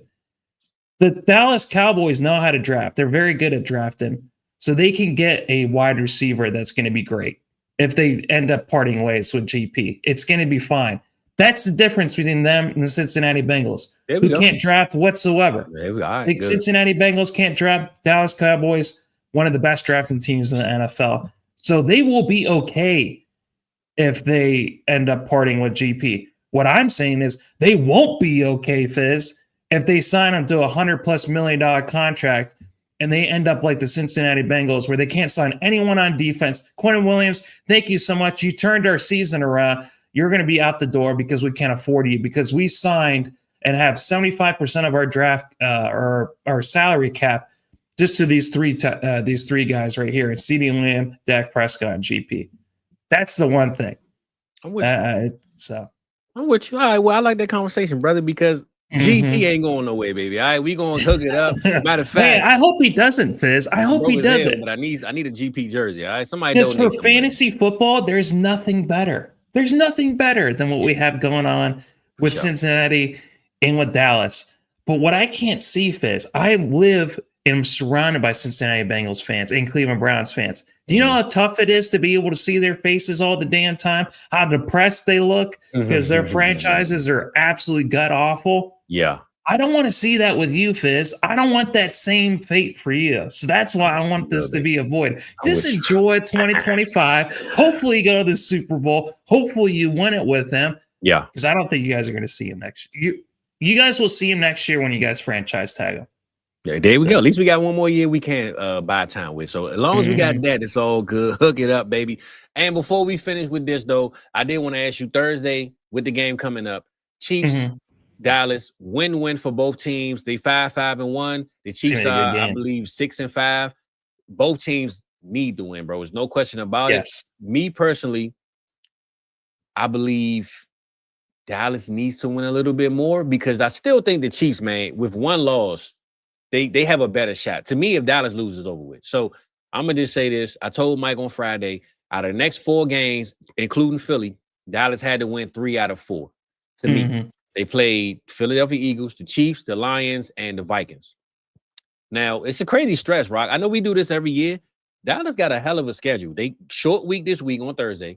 Then we play next Thursday against the Lions. Then they play Sunday night against the Vikings. So they 2 Thursdays in a row. That sucks. But that's every year though. Every year. But as you think about it, it's a 10-day break between this Thursday and then the following Thursday and then the Sunday. So that Thursday to Sunday, it's a good little break. So I say all this to say Lions are in our division. I mean, in our conference. Got to play them. Got to beat them. And the Minnesota Vikings are in the conference. The Chiefs aren't. But speaking of Thursday, Chiefs and Dallas, what you thinking? Where you at with it? Who gonna win this game, bro? Man, it's gonna be tough. I mean, both defenses have looked better.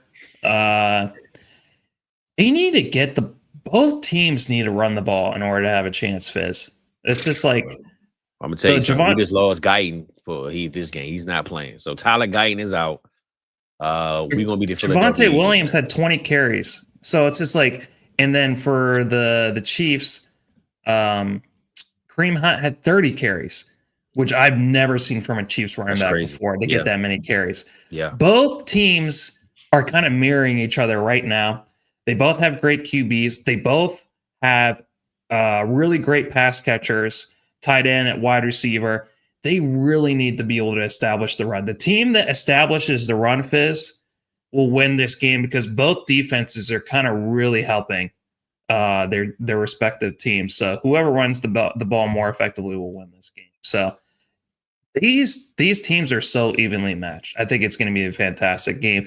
This Thursday might be like honestly the most exciting day of football all season I've had to look forward to. Not just because it's Thanksgiving, we're going to be around family. Have you seen the other two games that are happening on Thursday? Joe Burrow coming back this week, right? He played Joe Burrow and the Baltimore Ravens, and then you also have a huge pivotal game with the Lions and the Packers. Yep. Like those are two great teams as well. So really fantastic Thanksgiving day of football. Well, you ain't telling me who's gonna win, man. You just say evenly matched. Give me a winner, brother. Look at that. I don't know who's gonna win that game. I really don't. I'm not gonna act like, oh, these are gonna be the guys that win the game. This is the exact opposite next week, Fizz. All right. I have no idea. I'm muting your mic, brother. I'm muting you, man. I didn't say this. I ain't because you off. I was playing, but I'm gonna say the Cowboys, not because I'm a fan, but what I just said about the Philly game. Playing at home, I think, is the advantage for the Cowboys. If this was an away game, I would say the Chiefs, no question.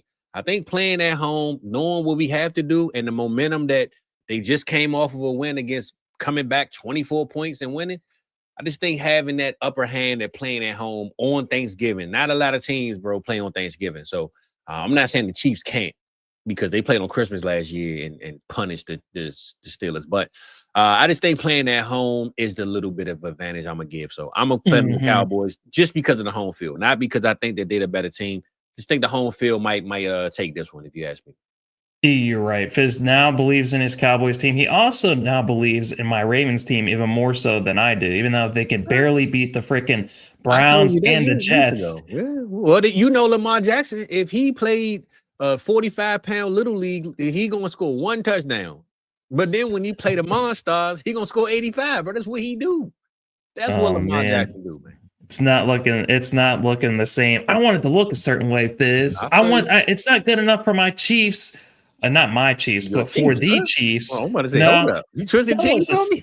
That was a slip, Fizz. Just don't hold me to that. Sometimes I say things that I don't actually mean. Maybe deep down, we're rooting for the Chiefs because it's Patrick Mahomes' revenge season. But I want it to look a certain way, Fizz. I'm with you, Playboy. I'm with you. It's not always what you say, but how you say it. It's the same thing with these teams, Fizz. I want it to look a certain way. In order for me to have any confidence in it don't matter. Everything's going to change next week anyway. There's going to be a new MVP front runner. We don't know shit. So let's move on to the next thing. There we go. We're going to move on because now the front runner to my MVP, my dog, my favorite guy, Jameis Winston, man. He came through for us, Rock. We know how my boy J-Mo do, baby. He got out there. He got busy. Now, granted, they lost this game. They fired the defensive coordinator. I remember you told me that the head coach was the biggest problem, and it looks like everything's the problem, not just the head coach. But he is the leader. He had to go. I understand it. I respect it. No Jackson Dart. He sucked. No Jackson Dart again. Jameis Winston, Rock. I'm not sure how much of this game you got to check out, but it was awesome. It was the Lions won, but I think if we talking style points, we gotta give it to the Giants, baby, because when you look at the plays they were calling, the flea flicker play that Jameis had, and he threw the dot to Wandale. Then you had Jameis, he ran a route, and bro, listen, I don't even know who the linebacker was, but if you got shit by Jameis and he broke your tackle and he high stepped into the end zone, I should have clipped that damn play, man. I'm slacking, Rock. But if you a defensive player, you let Jameis Winston, who probably averages 5 yards a game in rushing yards, if that. He probably negative yards in rushing in his career. You let this man cook you up like that, bro, on a receiving route? Oh, yeah, baby. My boy is back. He brought back the remember the Titans dance in the end zone. This dude right here is what I mean, Rock, by entertainment. You can't be Daniel Jones in New York.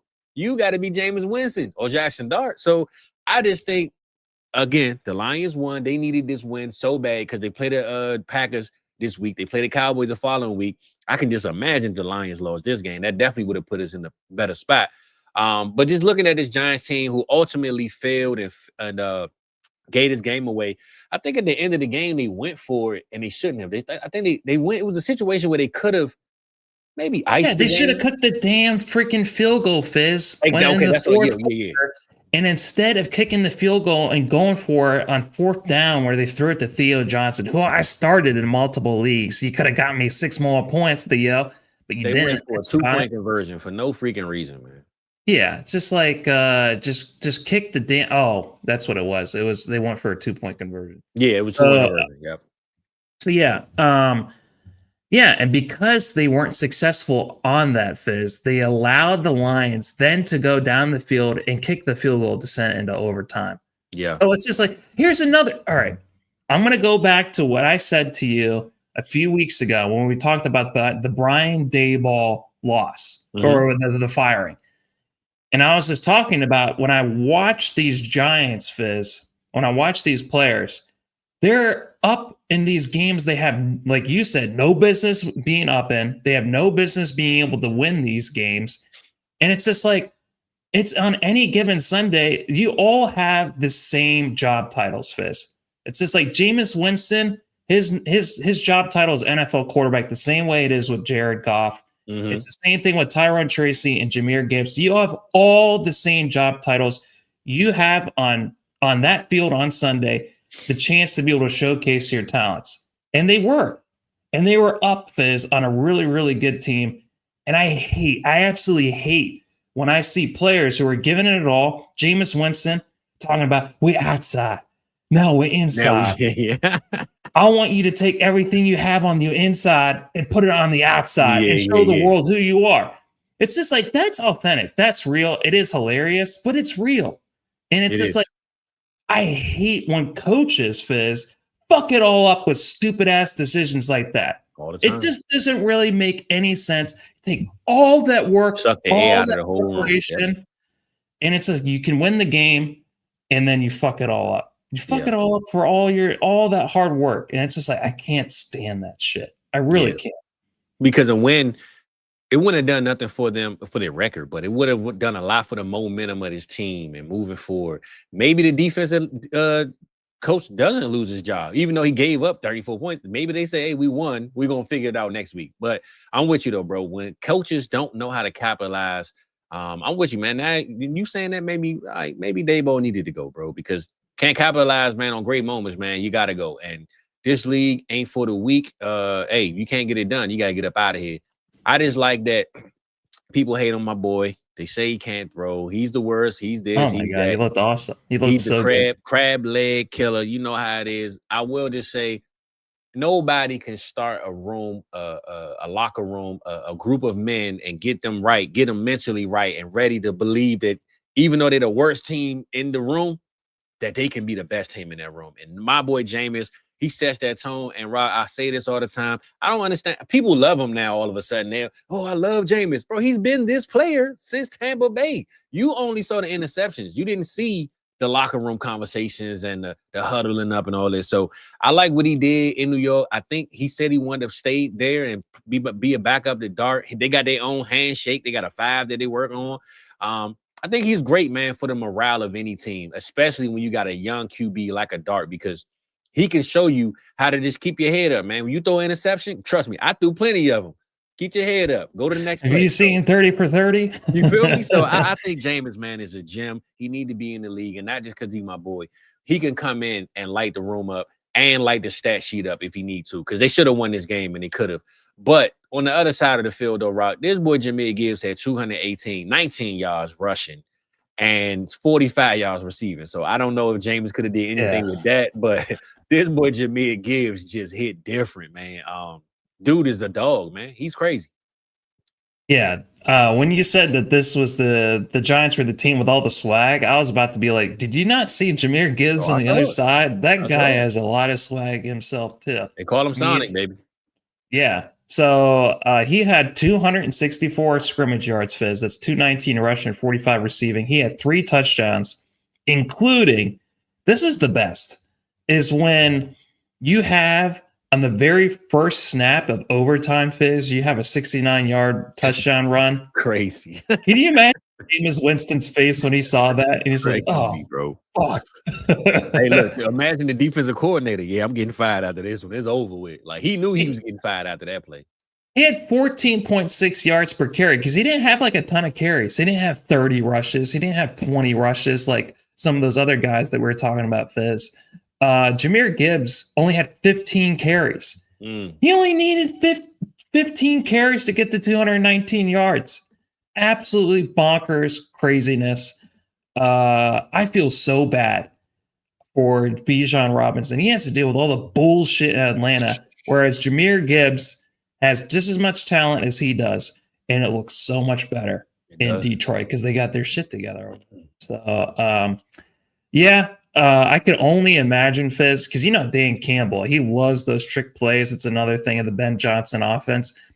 Can you imagine how pissed he was seeing all these trick plays from Jameis Winston for them to do two trick plays? He's like, no, because when you get to see another team run a trick play, it kind of deflates whatever trick plays that you had in your back pocket that you were willing to pull out. You wanted to be able to surprise people. You can't surprise people if they surprise you first, Fizz. Exactly. Especially because it looked like you trying to out trick them. You know what I'm saying? Like, yeah, you're just gonna trick yourself, fool. Yeah, facts. I'm with you. Well, I will say this.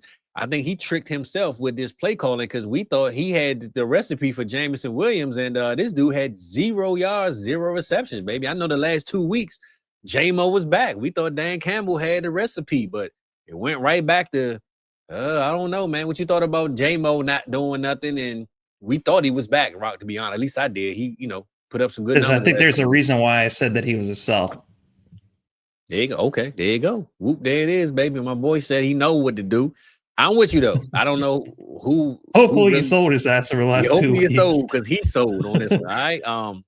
But overall, though, Rock, I think Detroit winning this game put them in a better position to either win or lose this week because they play the Cowboys a week after. So that's 2 games back-to-back in the NFC that you don't want to be losing to the Giants and then having to face these 2 teams. So them pulling that game off was definitely something they needed more than anything.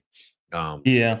But, hey, man, enough of that. Enough of this. We're going to close out with these week games of my boy, the one, the only, man, Shedeur Sanders, baby. You know how we got to get down, right? Time's up. Shedeur Sanders with the rollie in the arm. Hey, man. Shout out my boy 12, baby. He said he picked 12 because Tom Brady is the GOAT and he wanted to be like the GOAT, and the GOAT did not draft him. So he said, listen, you're going to sit up in that press box and you're going to watch me cook y'all up, man, the way he did. And of course, I'm glazing a little bit. It wasn't like the best performance. Clearly, my son. Only a little bit. He just started, Fizz. Keep going. I know. My dog doesn't want to hear about the Cleveland Browns. Clearly, he's pissed off. I'm talking about this. Quiet, Jeezy. But long story short, Rock, we know the hype was there. Everybody was waiting. It was a must-see TV. And it's crazy to think that the Browns versus the Raiders is must-see TV. But for this guy in the middle, that's what it was. And I'm going to fast forward a little bit, Rob, before I go to the beginning. I watched Max Crosby. Him and Shedeur had a moment. They hugged each other, dapped them up. And he said in the camera, man, I love this dude right here. There was Max Crosby talking about Shedeur. And all it made me think about... All it made me think about was Max Crosby pretty much saying, damn it, why didn't we draft Shedeur? Why we have Geno Smith? And Shedeur Sanders was right there. Like, I really believe Max is pissed off right now, especially after losing. Because when you look at them having Geno, knowing they had the opportunity to get Shedeur, why didn't we do this, right? I just think, again, Rock, the stat line wasn't the best. It wasn't the, oh, my God, type of game. And this was just first start, so we're not going to knock him. But Fizz, did you see those plays, though? No, I'm just going to say, bro, listen, sometimes it's not even about execution. It's just about the momentum and the feeling that he brought to that team. When he walked on that field, everybody, Myles Garrett was on the sideline happy and cheering. He brought a whole different breath of fresh air into this room. And no knock on Dylan Gabriel, because Dylan Gabriel could have played the same exact game and had the same exact numbers. The thing about it is what Mike said on Friday. Dylan Gabriel could win the game this week. Nobody's going to care. It's just like, oh, okay, the Browns won, cool. But when Shedeur does it, it's camera time. It's lights time. Everybody want to see it. So I think him now being as confident as he is, winning the game, Kevin Stefanski still don't want to really acknowledge it. I mean, he didn't announce that he was the starter until yesterday. He didn't give him a game ball. Like he kind of said under his breath, good job, Shedeur. Like he's downplaying this situation. So I don't know what the situation between him and the coach is. I'll just say this, Rock. Shedeur did what he's supposed to do. He won the game. And like you said, the Dylan Sampson play, the pass down to Isaiah Bonds, 50, 60 yards down the field. Isaiah Bonds should have scored too, man. This Bama got bad ankles or something. I don't know. But you don't mess up a play like that, man. But long story short, my boy came. He saw, he delivered. Pops was in the stands cheering him on. Shout out my boy, man. We glad to see it. Let us know about something, Rock, because I'm going to keep going if I don't shut up, brother. Fizz, let's not bury the lead here. Sanders made history. Do you know what he did that no other Browns quarterback has ever done since 1995 when they came back? Well, you brought it up last week, and I brought it up on Friday that all of them lost when they first start, brother. All of them. Shedeur Sanders is the first Browns rookie QB since 1995 to win his debut. He also, Fizz, averaged 10.4 yards per pass attempt. That is the best of any QB in week 12. So here's the number one thing that I absolutely love about what Shedeur Sanders did. Hopefully Kevin Stefanski can maybe just think about this, because I think too often people are unable to let go of their priors. They're unable to be able to pivot based off of new information. So it's like, all right, Shedeur Sanders, he didn't look that great in Colorado. Probably hasn't looked that great in practice. You want to say everything that about how he handled this situation, Fizz, maybe it wasn't the most ideal. I mean, probably went in with a lot, just way too much arrogance into the pre-draft process. It is what it is. You can't really do anything about that. But with where he is right now, Fizz, I think it's super important to be able to continue to go with this momentum. Like he had throws and plays that I've never seen from him before. When he was rolling out of that pocket with a zero blitz, Fizz, with that Isaiah Bond 54-yard, I think, reception, where he just went down right on the barely on the 1 yard line, Fizz. I've never seen Shedeur Sanders have a play like that with that type of arm strength. And also, too, like him with Harold Fannin, also, too, as his main pass catching weapon. Every time it seemed like he was dumping the ball off for like 1 or 2 yards to Harold Fannin. Harold Fannin was then taking that ball and going like 10 or 15 more yards, bouncing off defenders. So it's like you see the way that this team rallied around him. That first pass that he had, did you see Myles Garrett's reaction from that? Yeah. I've never seen him have that type of reaction with Dillon Gabriel before, that type of excitement. So it's just like, I'm all for the underdog mentality. I want people to prove other people wrong. I want people to prove me wrong. So it's just like, and that's exactly what he did. And it was against the Raiders, Fizz. But I don't want to take that away from him, because you have Max Crosby, one of the top 3 defensive players in the entire NFL at the edge position, being able to run down your face. It's just like, you have to be able to keep your head on a swivel. It's the same thing with the Browns defense. Oh, yeah, you're playing the Browns. Yeah, you still have to go up against Myles Garrett. So I don't want to see any more negativity as far as Kevin Stefanski should be thankful as hell for Shedeur Sanders, because he got him his first freaking win in how many games? And it's just like he wants to look like, well, we're not really sure. We might actually go back to Dillon Gabriel. Come on, man. Are you freaking serious? It's just like, I don't know. I feel like he's never gotten a chance, and no one's going to really care. The Browns don't really deserve him. I think if he goes to another team, he might be able to have more success. I want to live in the moment, Fizz. And I love seeing what he did against the Raiders. And unfortunately, like you said, bro, the Cleveland Browns don't deserve Shedeur. And all the hype and publicity he's even given them, they deserve to not even have it, right? But they have it. I'd have said this about Stefanski, bro, and I really believe this. I think when Stefanski look at Shedeur, he sees something that's already there.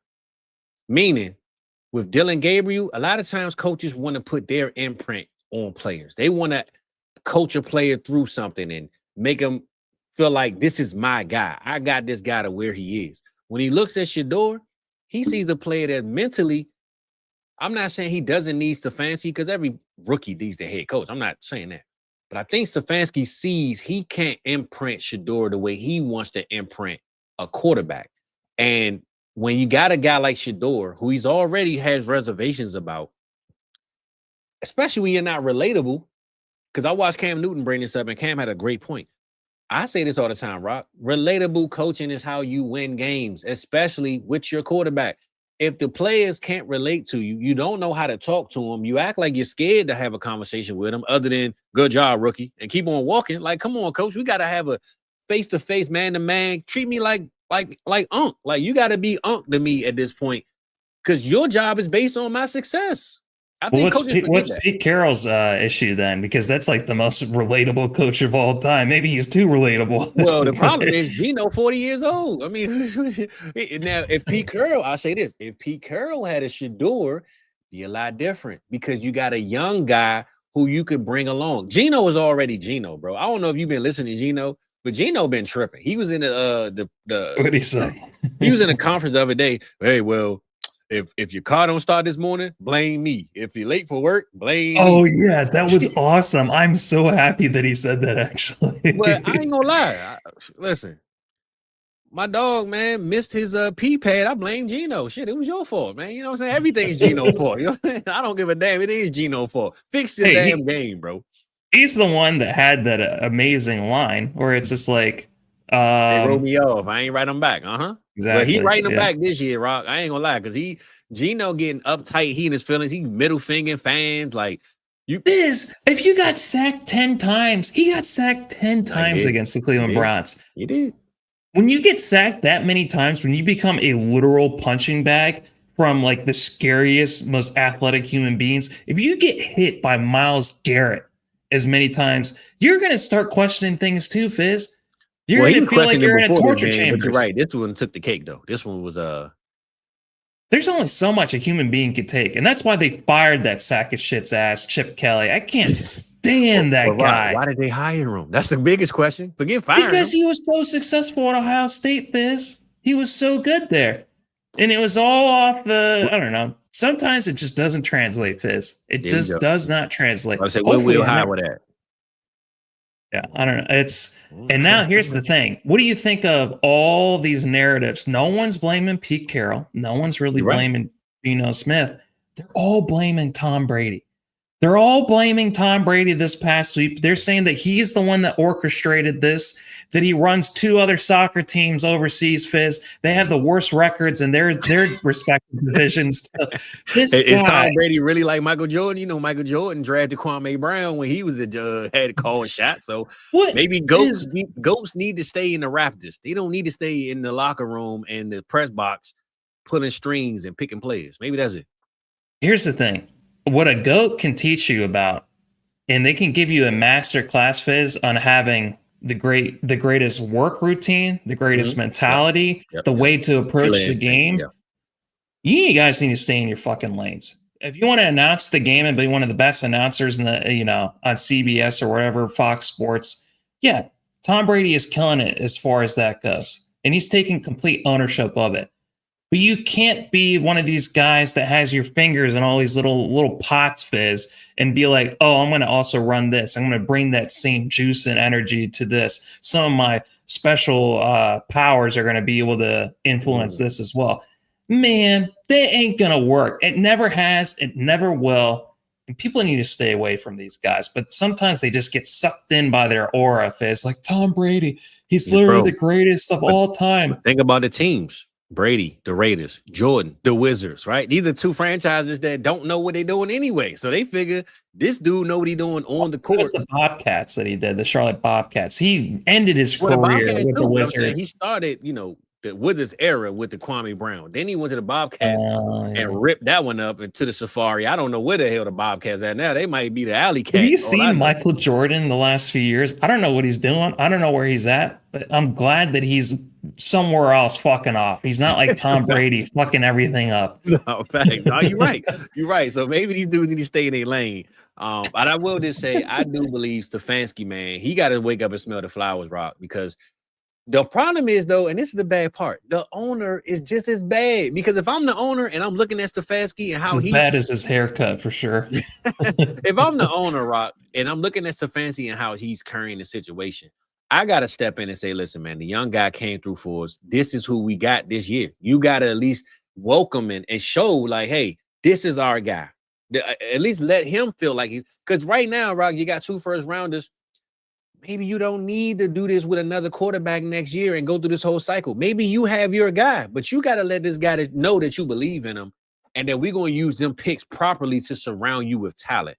Because if you go use this QB pick on a QB, he's still in the same situation that you're doing. It's still ugly. Still don't look good. It's such a damn shame. You get to see Brian Dable hugging, kissing Jackson Dart. His ass gets fired. Then you see Kevin Stefanski. His 5 o'clock shadow just gets worse and worse every time I see him. And he looks pissed off winning a game for the Cleveland Browns. He looks mad, bro. He looked mad that Shedeur did it. And I'm not going to lie, Roy. I got to bring this up, man. Shout out my boy Kendrick Perkins, man. This is a wild boy here.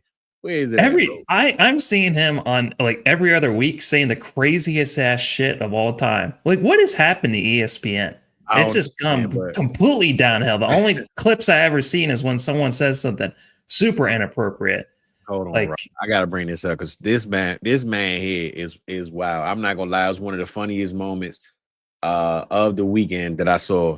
They showed Kevin Stefanski in the locker room doing giving out a game ball.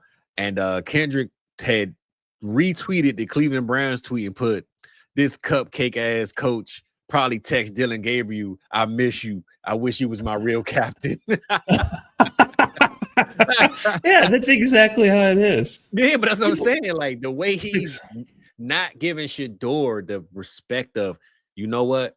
You got the win. I feel the electricity in this locker room. You changed everything. Instead, you texted Dylan Gabriel, "I miss you. I really wish it was you that won this game." I think that goes to show how important first impressions are. Yeah. If Shedeur Sanders during the pre-draft process went in there and tried to big dick it and just put a very bad first impression in Stefanski's mouth, Stefanski's never going to forget that. He's never going to forget that whatsoever. He's going to always give him the third and fourth team, practice reps throughout all the offseason. We're going to also go after Joe Flacco. We're going to go after Kenny Pickett. You're going to have no shot in hell to be able to play for our team if it's the last damn thing I ever do. And look where they're at right now. So it's never going to work out. It's never. Well, I just say this though. I like the first Watson will play before you do. I like the first impression one, but I also think sometimes people already have assumptions before they even know you. Yes. And when you come into the room, regardless what Shedeur said or did, if you already think I'm an evil, bad person, I got to change that. But you ain't give me a chance with this 10-minute conversation at the combine. Like, I can't change your thought. You got to be gracious. You got to be forgiving. You got to be willing to change and pivot, all those types of things. But yeah, first impressions do matter. I'm sure that when Dylan Gabriel sat on his chair at the pre-draft process, they put a few books on the chair so that to be able to see him. Probably sat on his lap. Oh, we know, man. The way coach acted like he want him to be the coach so bad. I'm sure Stefanski want Dylan Gabriel to beat his quarterback so freaking bad, bro. He sucks so bad. Yes, it is what it is, man. It is what it is. People fear what they don't know, and when you don't know how confident a young guy like this is, and then his father and the media. Sometimes coaches don't. That's why they're here in Cleveland, Rob. Because if this was New York, if this was Dallas, oh baby, they'd be loving Shedeur. The coaches, everybody. It's just different. It was so great.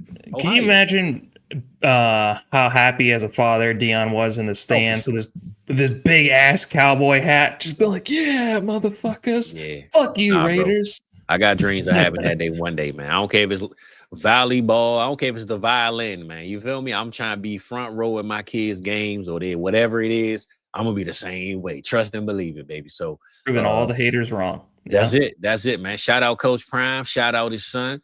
And perfect timing, baby. That's what it was, and that is what it is. Rock, coming up next week. We got a lot of games. I don't know if you want to talk on anything. I know we didn't get to talk on JSN. JSN, man, had a hell of a week. This dude had it 400 yards in the first half, bro. And of course, I was going against him in multiple leagues. Of course, he plays me. He said, "Oh yeah, let me hook it up." What you think about JSN right now? They claiming he's the receiver one in Dynasty and fantasy. He is the guy. Where you at with JSN and the hype? And are you buying into it? Not are you buying him because the price is way too damn high, but are you buying in as 2026? If JSN keeps this pace up, he breaks the record, whatever you want to call it. Where we at with JSN going into 2026 and him closing out this season as far as the receivers go? It's the same thing that I said on our wide receiver buy video of this. So Jamar Chase, I believe, is still the unquestioned number one wide receiver in the NFL. And a lot of the season has been without Joe Burrow, Fizz. Actually, it's been all but 1.5 games that we've seen Jamar Chase have the season he has. My process, which I very much do trust in, He labeled him as the wide receiver 1, Fizz. That's where he ranked out. Then it was Devontae Adams, Amon-Ra, Puka, then JSN. So JSN is having an amazing season. I think he's in the same category now as Amon-Ra St. Brown. Yep. Someone who, he's putting everything together. He is elite, Fizz. But here's the thing. This is the thing that I really worry about with JSN is that when their offensive coordinator, Kubiak, when he becomes a head coach somewhere, is JSN going to be the same wide receiver? Because how many times have we seen that, Fizz, where someone like Kellen Moore leaves? Look at where Saquon Barkley is at right now. Look where, and that happens every year. Look at Nico Collins. Nico Collins coming into this season. They got a new offensive coordinator this year. They switched over. Their offensive coordinator last year was bad, but somehow they picked one that was worse. They got Nico the ball, right? Now they switched up. I'm not saying Nico having a horrible year, but he's not where we thought he would be. BTJ got a new offensive system. Ladd McConkey had other guys that just came in, Keenan Allen, and QJ stepped up. So I think the only thing I worry about. And me too. One, Sam Darnold is his quarterback. And I know Sam is balling, but I'm not going to lie. I can't bet on 2 years of this. You still don't believe it. You still think this is a fugazi. You're just waiting until they get to the playoffs and then Sam Darnold sees ghosts again. You're like, I told you. Now when Joe Burrow, Dak Prescott, the other quarterbacks for CD is Jamonte. I can't put JSN over those guys because I trust the system and the QB and all that. So I'm with you though, is what I'm trying to say. JSN to me, if you can sell him, please do it because you're going to get way more than what he's going to be worth next year. But I do put him in that top tier, and he wasn't that far off. He was going around Marvin Harrison and Ladd McConkey, so it wasn't like I think he was like receiver 12 or 10 coming into the season. Yeah, just right now seeing that 1-2 label, bro. I think Sean McVay and Puka Puka,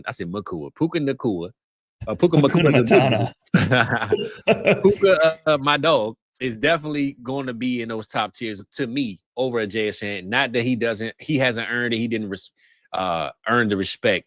It's just knowing the system and what's around him. And like you said, it's nothing to do with his talent. His talent is elite. He is amazing. I absolutely love what he's doing. But if things change with their coaching staff next year, you can't pretend like it's not going to have an effect. Because it will affect the run game. It will affect Sam Darnold. It will affect their offensive line play. And you can't have all those pieces take a regression, a negative regression, and think it's not going to affect the wide receiver. The wide receiver is the most affected by all those other pieces, Fizz. For sure. Him having an amazing year is not just him taking the next step. It's also the ultimate endorsement of everything else they have going on, Fizz. So that's why I really like and respect what they're doing out in Seattle. That defense, we talk about top 5 defenses. They also have a top 5 defense. Despite Sam Darnold throwing, 4 picks? They still only lost by 3 points, Fizz. They were still in that game. That's how close they were with one of the unquestioned best team in the NFL we're talking about with the LA Rams. So it's just like, if you don't throw those 4 picks, that's a very different game, Fizz. So they could beat themselves with that. So, I like JSN, but people need to think about this for next year. Don't just think about this year. Think about next year as well. I'm with you, big dog. But if you're trying to get a championship, he's delivering. Do what you got to do, baby. All right.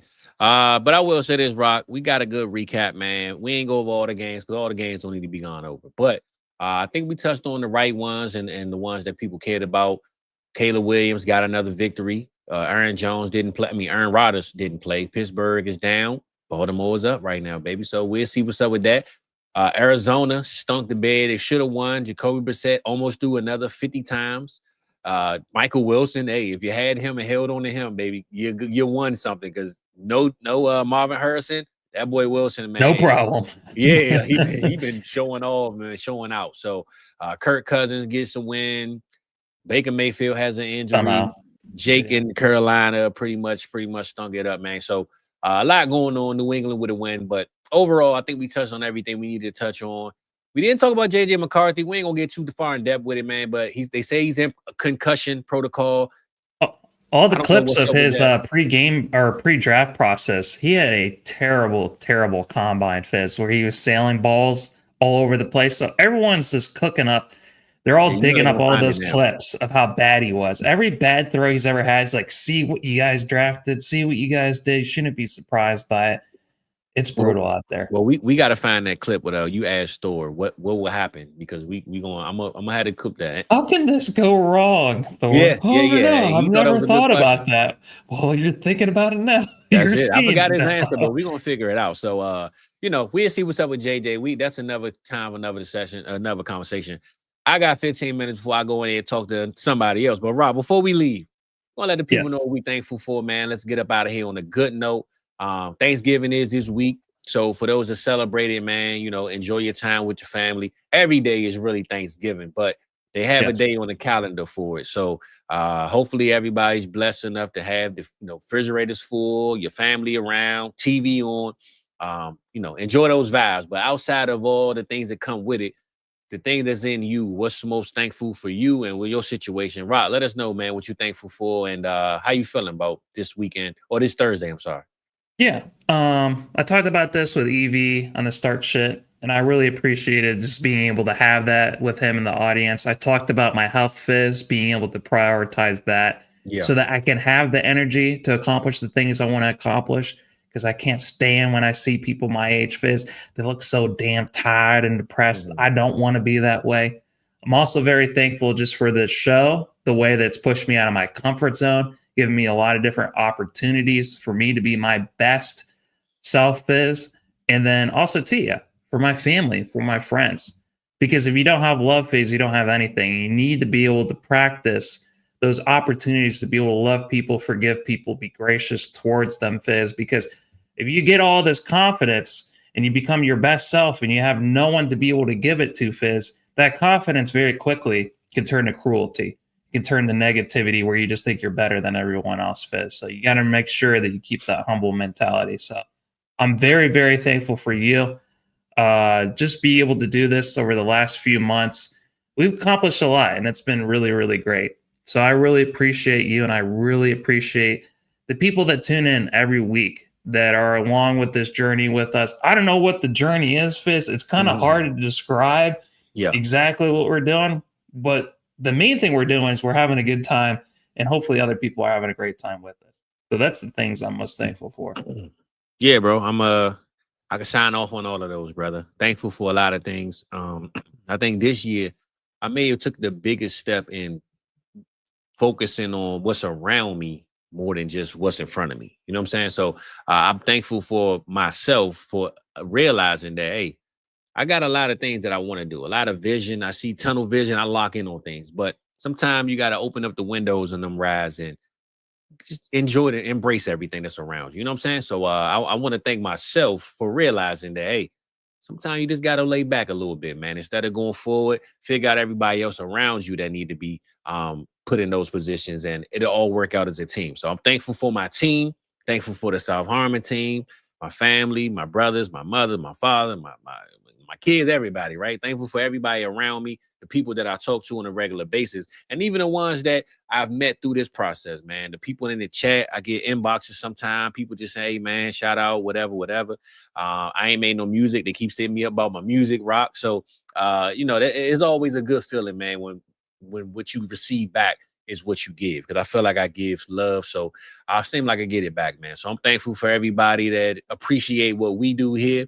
Because trust me, bro, every morning I'll be like, man, Rock, man, I ain't slept for 3 hours, dropped the keys, all walked the dog. Like, you know what I'm saying? So I'm thankful that when y'all come on, this lights come on, this camera come on, man, that my whole mood changed, and I wouldn't have it no other way. So I'm thankful for a lot of things, but to sum it all up, man, I'm just thankful to be alive and be able to do it the way I want to do it, baby. So shout out to everybody that's here. Shout out to everybody that's going to come here in the process. And I'm thankful for that subscribe button, baby. Make sure y'all hit that blicky. You feel me? Because that's what we need. We trying to run it up, man. And we thankful for y'all for the most part. Thursday it is Thanksgiving. And Rock, I know you got your words of wisdom, and I keep prolonging this. I got my damn session in 11 minutes. But what are you cooking? Good looking, and let us know something, baby. I don't give us the whole recipe, because I know you, right? We don't want to hear about everything, but give us that one thing that you need or that you making, and then give us your favorite side dish, because I heard you say this on Sunday. So give us that favorite must-have, not even side dish, that must-have Thanksgiving, on your plate. I gotta have it. And then what you hooking up this week? Because you the chef in your house. So what's up with it? Is I asked a lot of the different chefs that I work with what they do for Thanksgiving, and they're exactly like me. We don't cook a damn thing on Thanksgiving, Fizz. Good. It's the one time where it's just because I will be going above and beyond for Christmas. I'll probably be cooking something extravagant for that. Last year, I did cook for my family that came into town. I cooked my very first turkey. It was the best turkey I've ever had in my entire life. Shout out to Jay. I sent him that recipe that I cooked up for it using sweet tea. It's a 3-day process, Fizz. But no, this year, shout out to my wife. She is now just becoming a better cook than I am. Like I cooked the duck this past week, Fizz. It didn't come even close to the pork chop, the chutney, the stuffing that she made. She's made all these different dishes over the last week. So I'm going to be very excited to be eating that stuff. And that is my favorite thing, Fizz, is stuffing. Went to a friend's giving. Someone smoked a ham.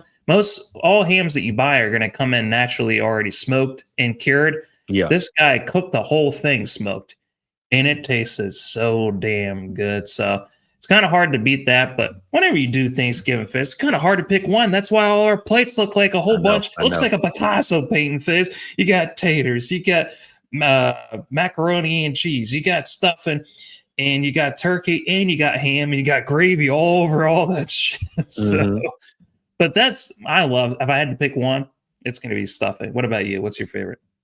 I'm not gonna lie, Rock. I'm kind of simple when it comes to food, bro. Unfortunately, I'm not the one that really. I don't need 4 or 5 plates. Give me some tacos. I'm straight. You know what I'm saying? Like I don't be tripping. Tacos on Thanksgiving, Fizz. Come on, we can't be ending on that. I'm not the biggest. Like, oh, it's Thanksgiving. I can't wait to. Bro, listen. Give me some potato salad and some mac and cheese. I'm good, baby. You feel me? Like I'm not the biggest like connoisseur of. It's Thanksgiving. I'm about to pig out. It's just not really my thing. Give me some eggnog though. Pour a little bit of that yak in there, and we good to go. That's all I'm really looking for. Other than that, man, I'm killing. What we can both agree upon is that when you have all the family together and you have all the vibes and you have all that food that was made with that love, that's what matters the most. Exactly. I'm looking for the time more so than the plate. But I will just say my one dish. Definitely mac and cheese for sure. Me personally, I might that might be what I bring to the event, man. I gotta work that morning, but seafood mac and cheese, babe. I'm gonna put some crabs, some shrimp up in that thing, hook it up. You know what I'm saying? I got a nice little seafood mac and cheese. I like to hook up, Rob. I use the not the elbow noodles, the damn, I must not be that good. If like the shells, do you do the Velveeta shells? No, not the shells. The circle short ones. They look like little bullets. What's the name? Damn, okay. Bro. Yeah, I know what you're talking about. Yeah, they're not the elbow ones, but they like this big though. They like this big. Anyway, I use those, right? I ain't gonna lie. Rigatoni. Funny story. My mother came over. One, I didn't have enough cheese in, right? So I had 2 because one of them had kind of dried out. And she said, it was one of them she knew was mac and cheese. The other was like, who baked this bread? I was like, damn, this mac and cheese ain't no bread. It was dry as hell. So, oh my god. So, yeah, that's just say I'm gonna make sure it's right this time, Playboy. All right, but yeah, overall though, bro, Thanksgiving is here, man. Hopefully, we have a good time, and man, go see your people, Grams. My grandmother, 96. I'm damn sure going over there holler at her, and before I make it back home. But yeah, man, Thanksgiving is here, football is here. The vibes is here, baby. What you about to say before you get about it? You got word of wisdom or what? I do. I'll send you my favorite mac and cheese recipe. It's from Gordon Ramsay. So okay, yeah, you're gonna outdo me on that one, brother. It ain't gonna look like a loaf of bread, that's for damn sure. So, but yeah, you can doctor any way you want. I absolutely love mac and cheese. There we go. Yeah, my word of wisdom for this week, Fizz. The next time you encounter conflict, think of water. Water doesn't explain itself. It doesn't get as angry as that other person who's screaming at your face, Fizz. It just goes around that shit. And it just keeps flowing, but it leaves its mark over time. So if affirmation from other people is important to you, if you're that person that likes to say good morning after a conflict, like nothing happened, don't. You won't die. It will be fine. Don't live and die based upon other people's affirmation. So that's my word of wisdom for this week. Like that one, big dog. I like that one, man. Stay water, baby. In the words of my man Bruce Lee. I like that one. Don't sit water. Don't sit still because you might mold up. You might get bacteria, but you got to keep flowing and keep it going, baby. All right. That's how we going to kick it. I got eyes looking at me because it is session time, but we're going to get up out of here, Rock. We appreciate it, people. It is Thanksgiving time, baby. Football will be this week. Hopefully, y'all have a good time. Enjoy your family. Enjoy us. Enjoy everybody, man. We out of this thing. Let them know something, Rock. Happy Thanksgiving. Turkey Day. Enjoy your time, man. See y'all next week.